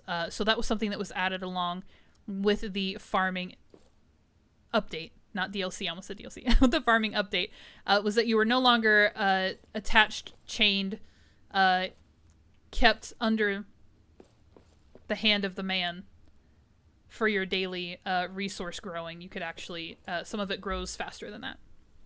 Okay, hold on. Oh, when the menu jumps to the top instead of being where it is. Yes. Okay, I'm not the only one. There must be so many sets of armor now. Be good to see them all lined up. You get loads more in Sandbox than campaign. That is true, and I have not played a Sandbox world. And unless I have gotten armor from Lionheart's Grand Warehouse and Armory, which I don't think I have gotten any armor from there. I have never had any of the exclusive recipes. Although, RN Curse, when we went exploring in our Sandbox world, briefly, did we actually unlock anything? Because Bjorn would have that. This character would have it if we did. I don't remember. I love that they decoupled the farm growth from the sleep cycle. It's lovely. It's lovely that some things can grow a bit faster. All right, you guys. I think that is it. We were actually going to try to build something, but I think you get the picture. You can. Oh, you know what? That's not it. I have to show you all the basic stuff. Right. But did we get all of it? I feel like I don't have exclusive armor. I don't have any of the stuff that was exclusive to Sandbox, but I don't honestly remember what all of it was. It was like some of the... Is the Dimril stuff Sandbox is exclusive? Let's look at some of the basic stuff really quick, guys. Also, this is just obviously assuming, and a lot of this we've seen because you guys have done the playthrough with me. This is assuming that there are people who are going to watch the VOD who are not as familiar. I think everybody in my chat right now kind of knows what all of the basics are, but just in case someone watches later and is actually new to the game, I want them... Nope, I need the big one. I want them to know what's going on. So this is the stone. That didn't help at all. There's still just a giant shadow on this stuff. On this stuff. Can we see it now? There we go. It's a little better. So here's your stone. Good old regular stuff that you can do. So we've got a solid wall. A door. You've got an archway. We've got a window. So cute. That narrow wall that helps you build off of a structure. More specifically, we have a barricade. And then we have a tiny little bit, which we do have in some of the other collections. And now here we have the original wood ceiling, awning, shingles, whatever you want to call them. What are they actually called? Roof! They just called it a roof. So here's a couple other options here. There's also corner pieces to this. Can I grab a corner piece? There you go. So yeah, it can get real cute. You can do little overhangs, whatever. And like you guys can tell that these snap at different parts. So I snapped everything at the very back of it. But you can snap like in the middle. Get up there. There you go. Snap in the middle. If you want it to be a little shallower. Definitely an option. So as you play the game, if you're playing for the first time, you'll just play around with it. You'll figure it out. And then, yeah, just friendly reminder, the game is asymmetrical. You're never going to be able to line stuff up perfectly, so just, like, accept that. Here's a couple of the wooden railing options. Let me try to get this up so you can see the full piece, but it's going to sink into the granite floor a bit. Because it is a raised floor, such is the reality of things. I use this wooden post for everything. It is how I frame even the granite railing, which we'll look at here in a second. It's how I just cap everything off and make it look really clean. I use those beams all of the time. Here's the Ubasam wood lattice. That's going to break. Again, sinking into. And then we have these really cool... I can put this on this pillar. It'll snap here.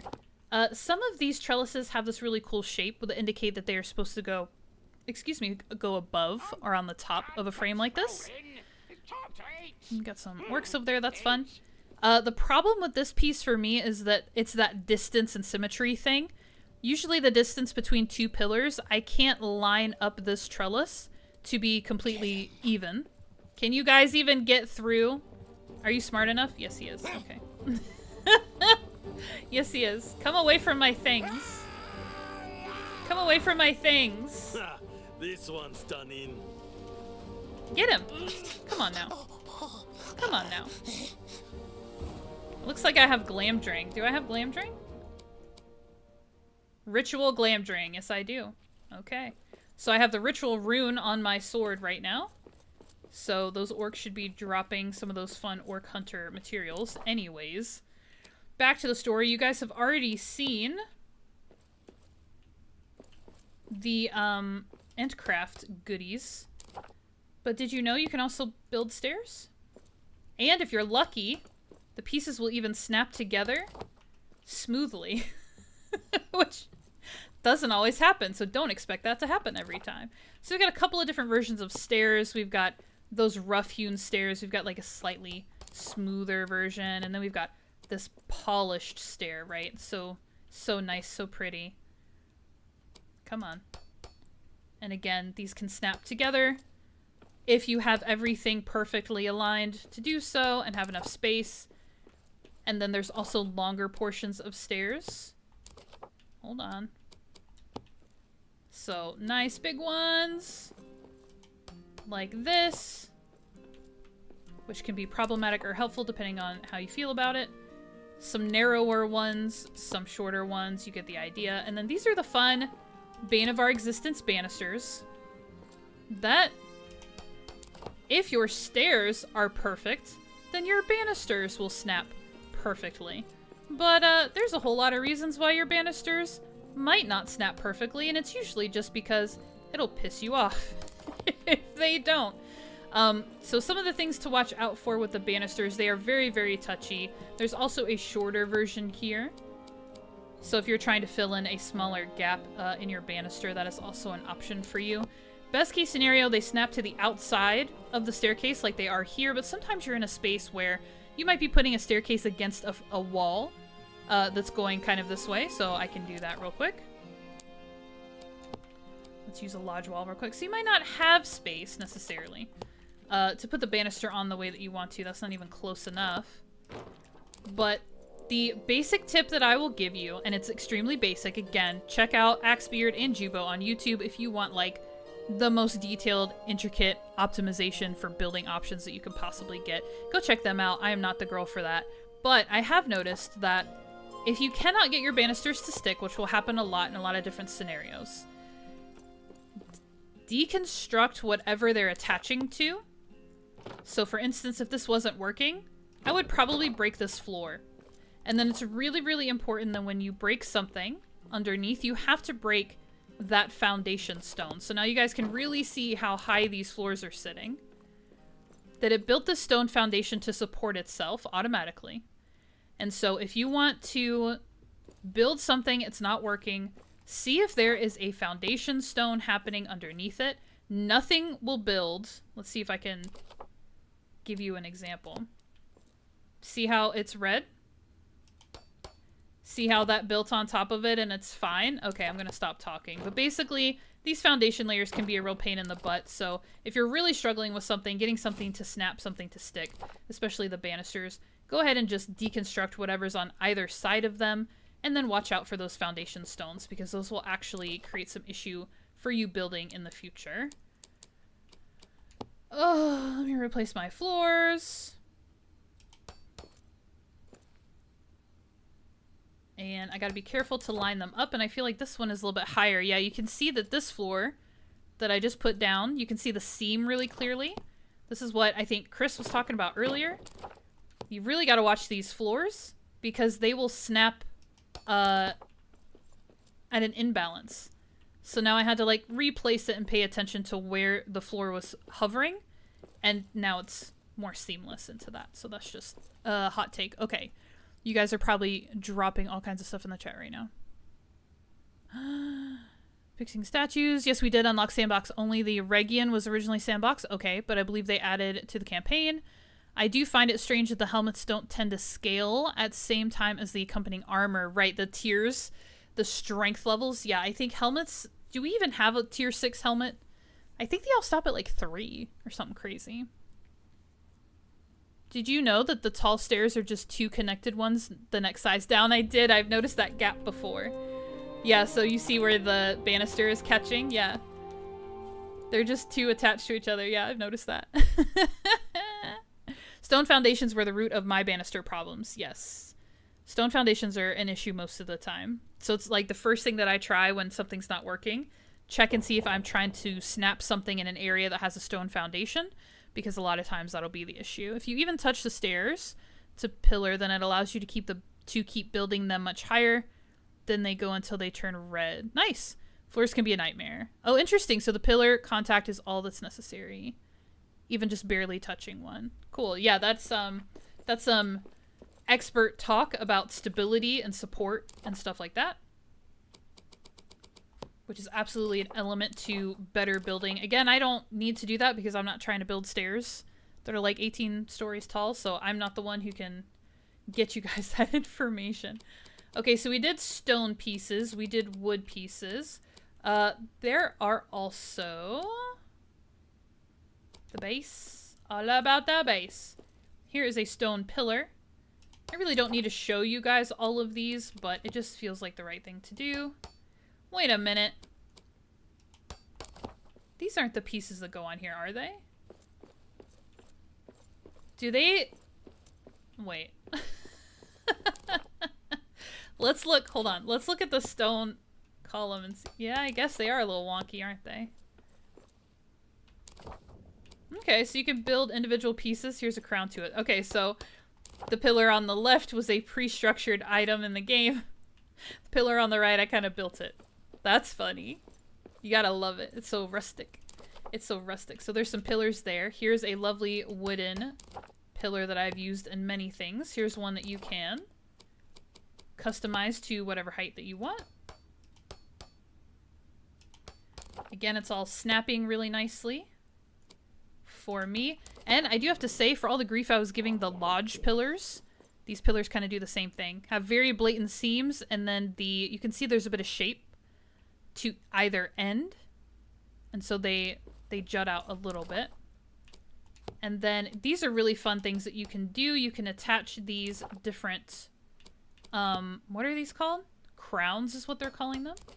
So if you want to hang your trellises and other such things from here, which are where exactly? Let's do a wooden one. They will snap to these little crowns that you put. Oh, I'm too far away. Depth perception. Please? I can't see anything. Okay, there we go.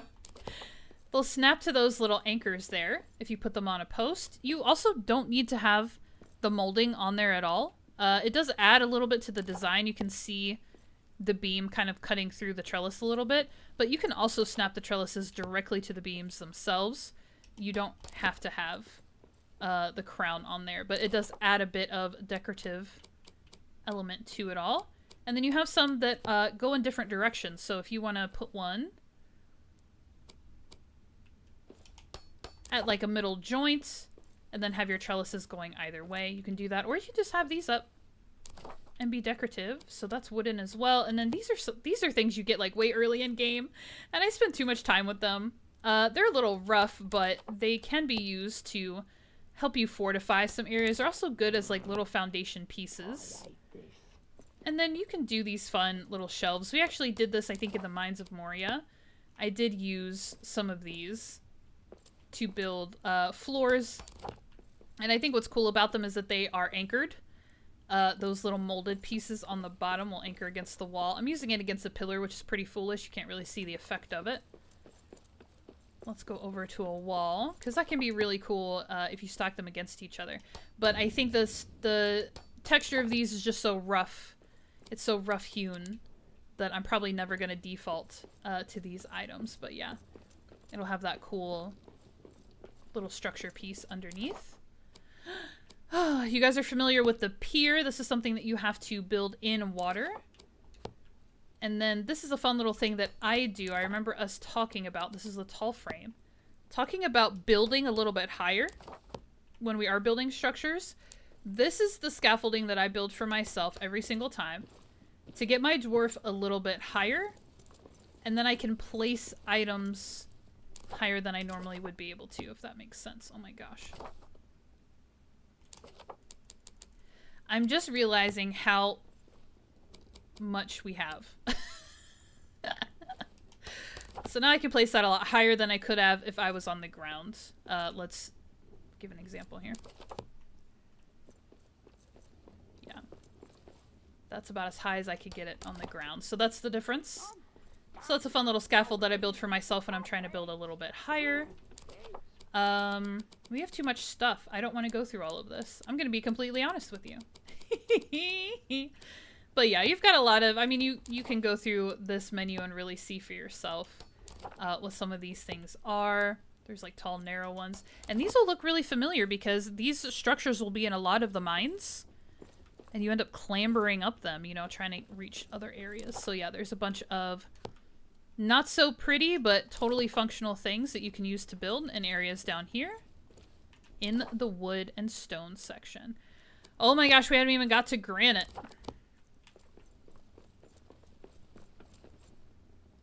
Hold on, hold on, hold on. Lol. Your stuff looks really good though, Faith. Thank you, Thunder.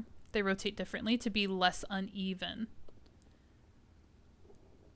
It's the same as the quick platforms, yeah?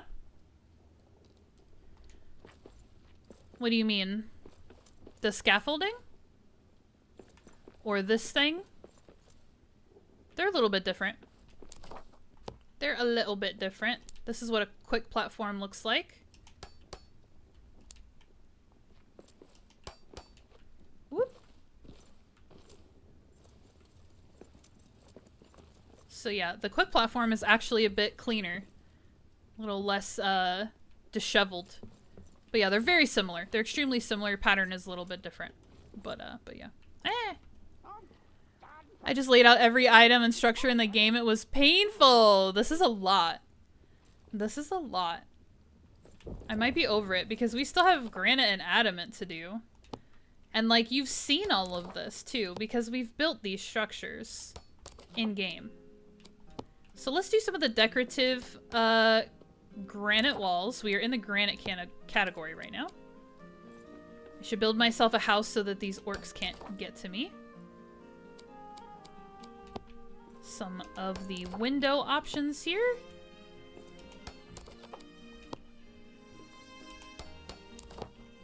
So a couple of different things. The framing's a little bit different. I will say this piece here and yeah, so this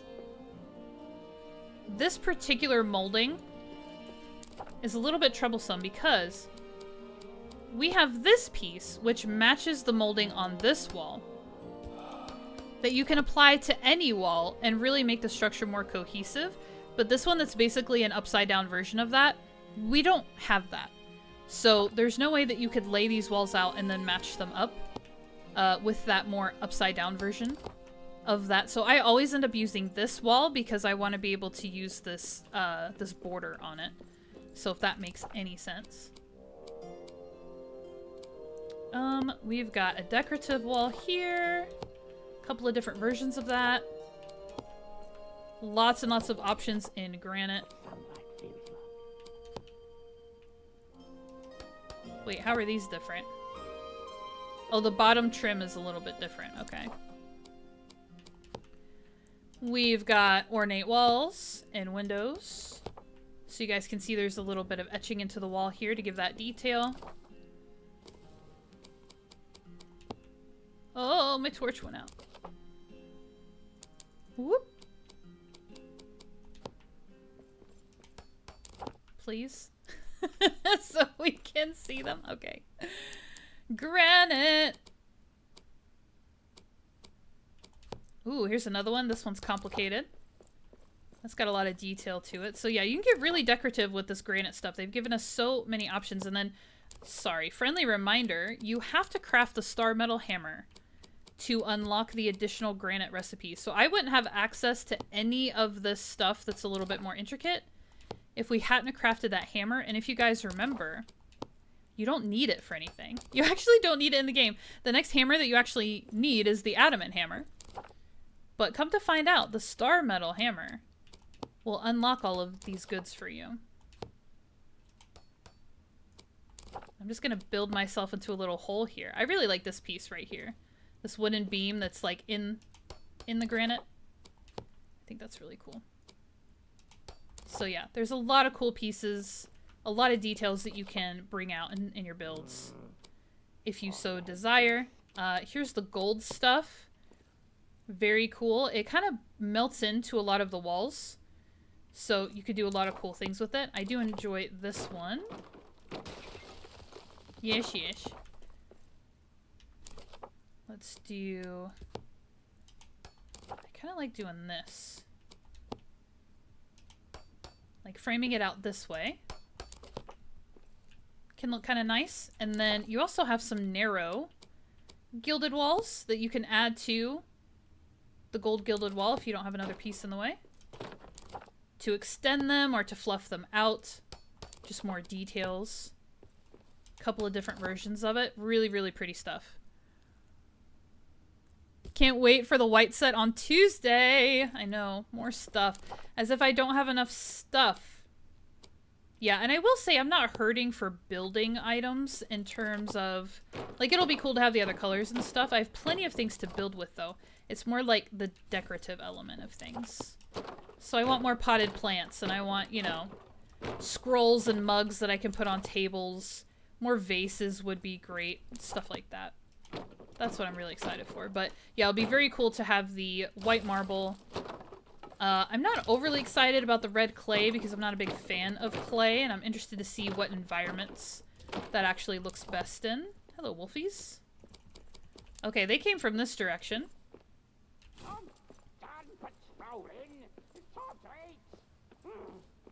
What if I built a pretty wall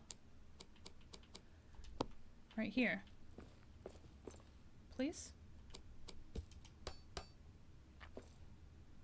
Will I stop being attacked by wolves?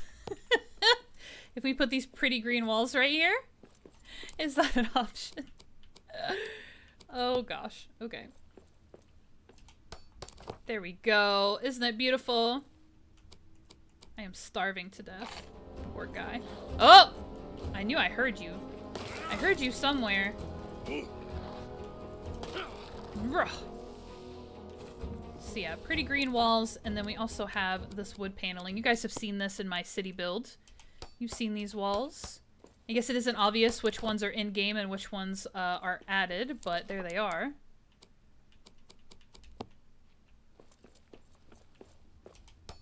Can you actually see them a little bit? With some light? Can we cast some light on the situation? Oh, I can't put it on the gold? That's funny. Can we actually see them now a little bit? There we go. Alright, what else is important? You've seen tons of floor, gilded floor. We have a granite railing that you can, whoops, sink all the way into your floor if you really want to. Or you can build it too high and it'll break. So fun. Ever wonder? And then these are interesting pieces. So they have these, like, archway pieces that you can use to build a little arch. Hello? How about we snap those together? There we go. But there is a middle piece too, so if I get rid of that, I think it's this guy. There you go. So you could make it a little bit wider. You could stack those pieces as far apart as you want, as many pieces as you want, to get your arch to go wider or be more narrow. What else have we got? And then our granite stairs, which are very similar to the wooden stairs. Usually they can snap. You can just stick them together, or you can use the larger sizes, and then you can mix and match materials. So we can put our wooden banisters on our stone stairs. There they go. So yeah, you can snap those on there. Have your fun little staircase. What else is in granite that's like worth looking at? I mean, there's a lot of cool stuff. Oh, let's check out the pillars. I love the big pillars. I'm kind of obsessed with them. I had a feeling that was gonna break. My floors are so raised, it's like you can't even see. I want you to be able to see better. So yeah, you can build these as high as you want, low as you want. Very similar to like the lodge pillars that we were looking at. Same concept. Why do I gotta do this? Get a little bit of light on this pillar. What else have we got? What else have we got? We have a smaller pillar. Basically a version of this that you can put in pieces. That's gonna break. My floors are so sunken. So you can build this one piece by piece. And then isn't there like a middle? No, that's the same one. Here it is. Ah! This one's like the middle bit. Middle size.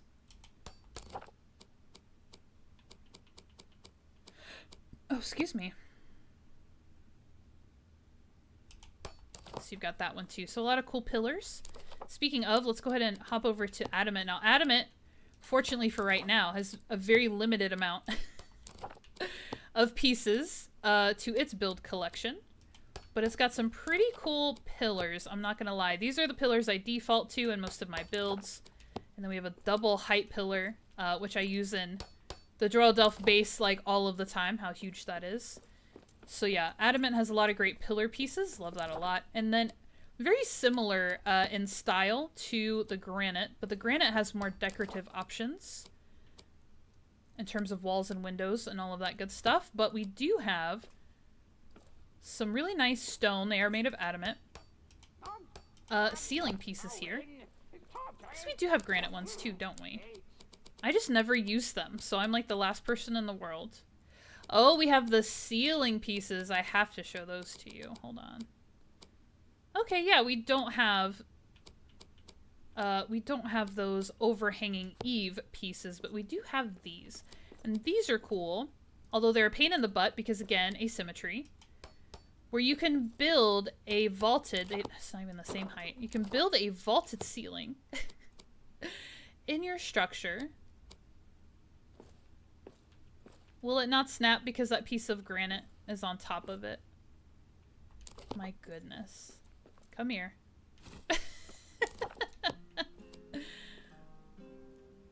Will you snap now? Yes? No? See? What did I tell you? The most basic thing and they won't they won't snap. Anyways, there's that one. There's a plainer one that's just stone that doesn't have any extra color or framing to it. And then there's a really fun corner piece. I have given these a fair shake, and I have suffered for my efforts, and I have never succeeded in building a perfectly symmetrical roof. But that doesn't mean it's not possible. That means somebody who pays a lot more attention and is willing to dedicate more time to it can finesse it, and I'm sure it look beautiful. And I've seen those things happen. So if you had a corner, you could build this on there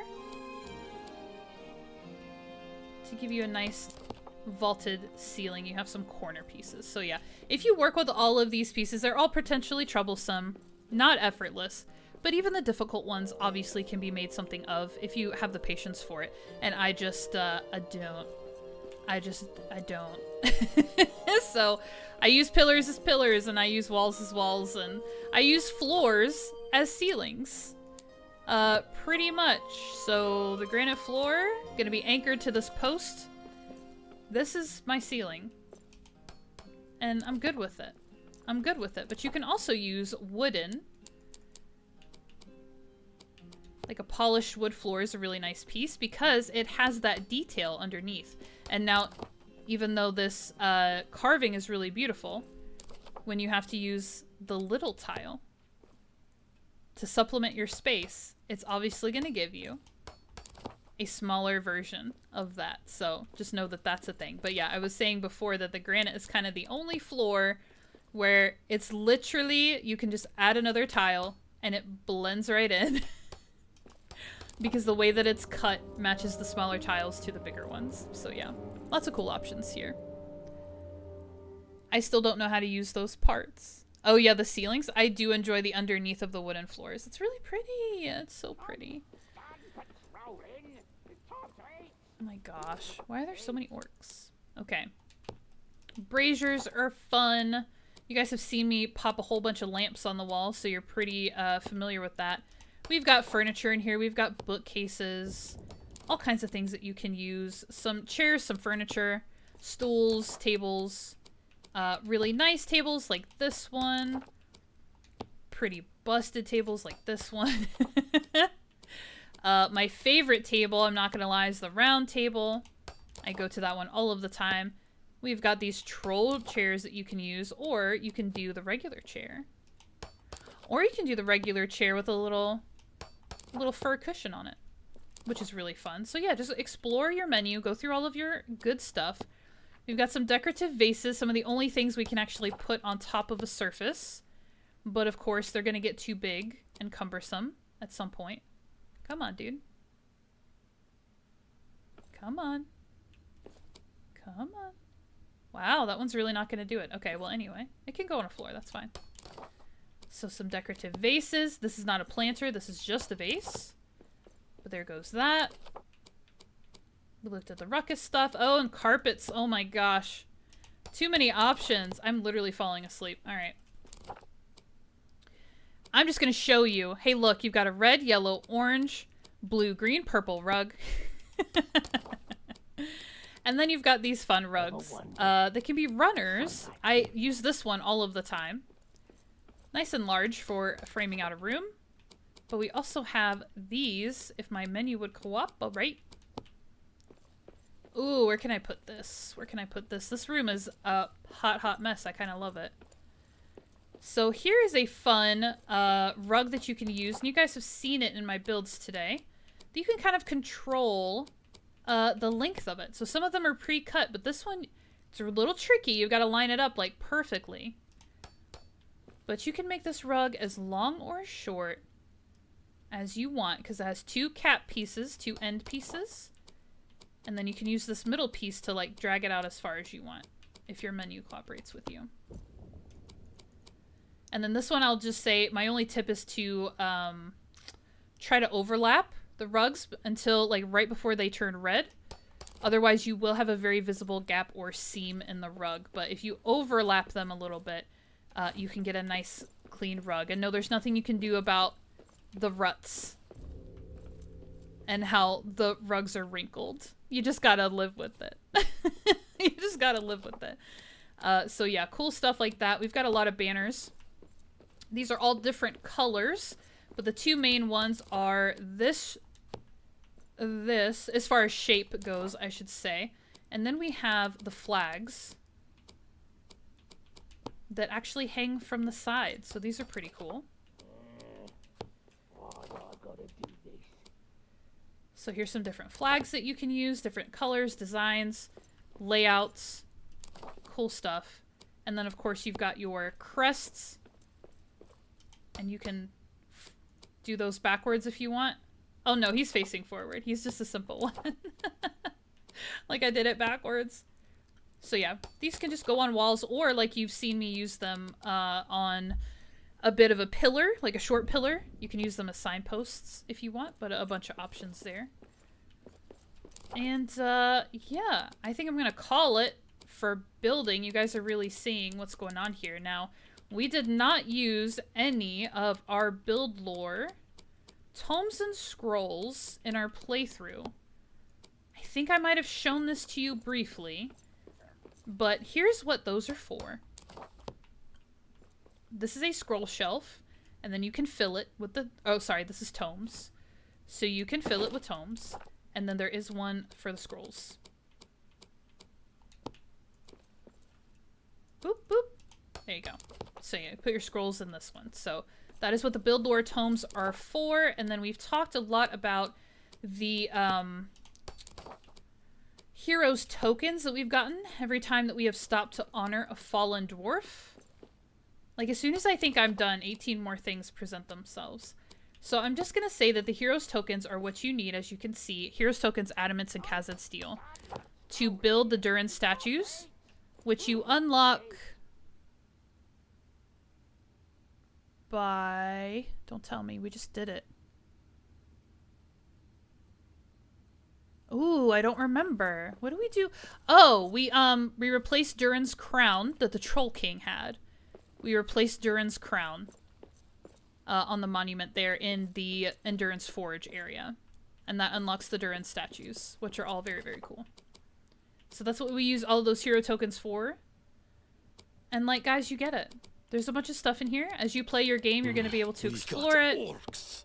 Do we have orcs? Why? Why?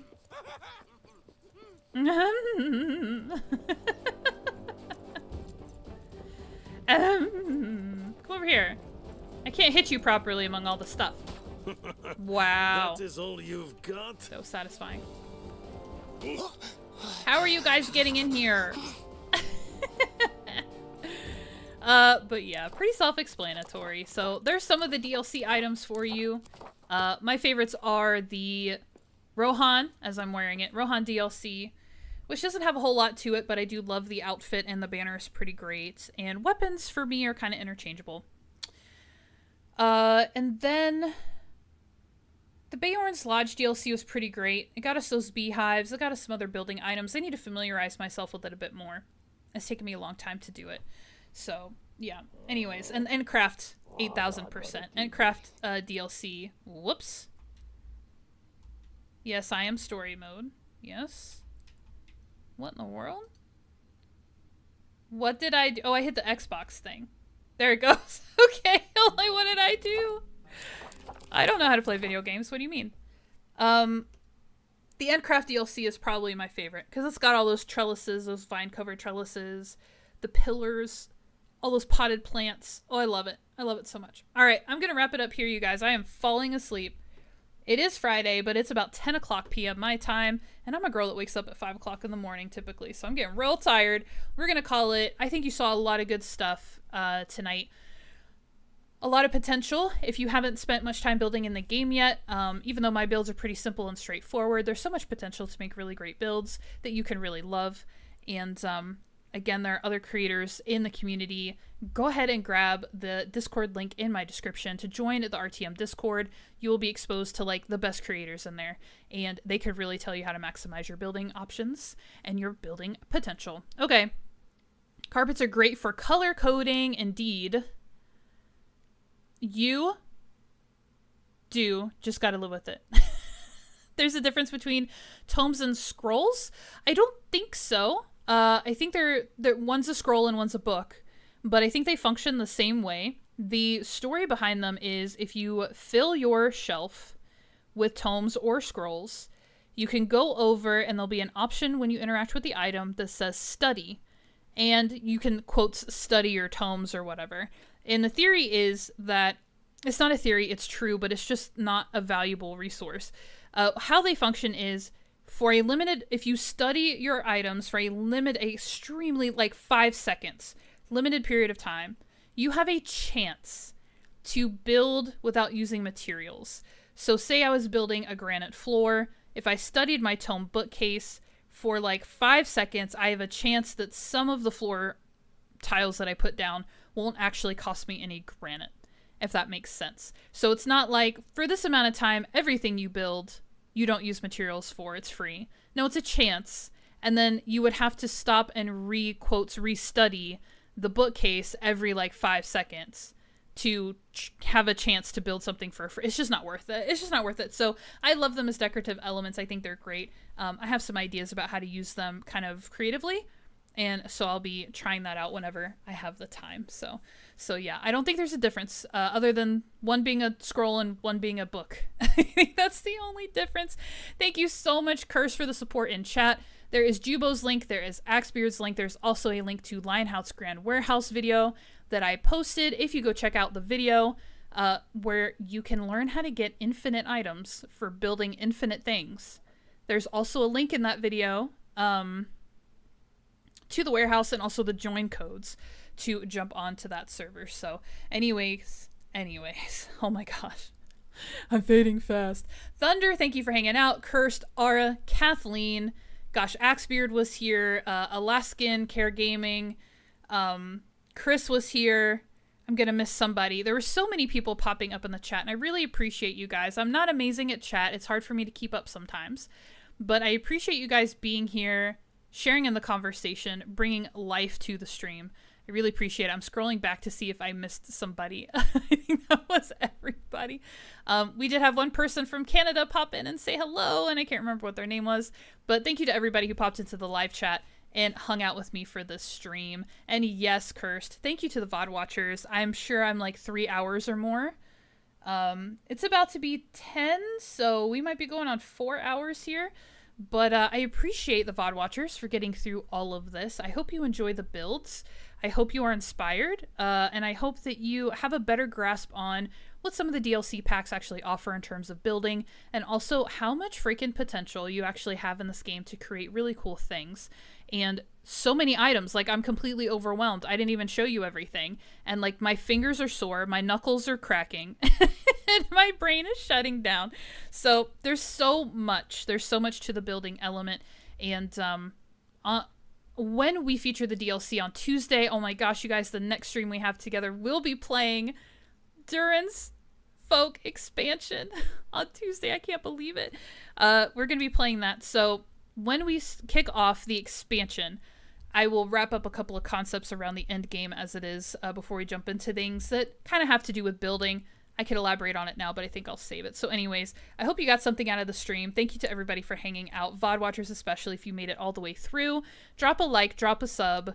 Know that you are appreciated. All right, you guys, I'm going to catch you on Tuesday to kick off, oh my gosh, Durin's Folk official campaign expansion.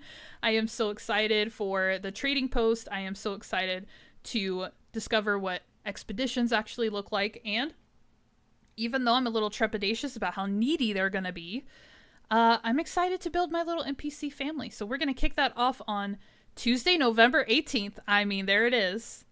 And yeah, that's going to be it. So until then, you guys take really good care of yourselves.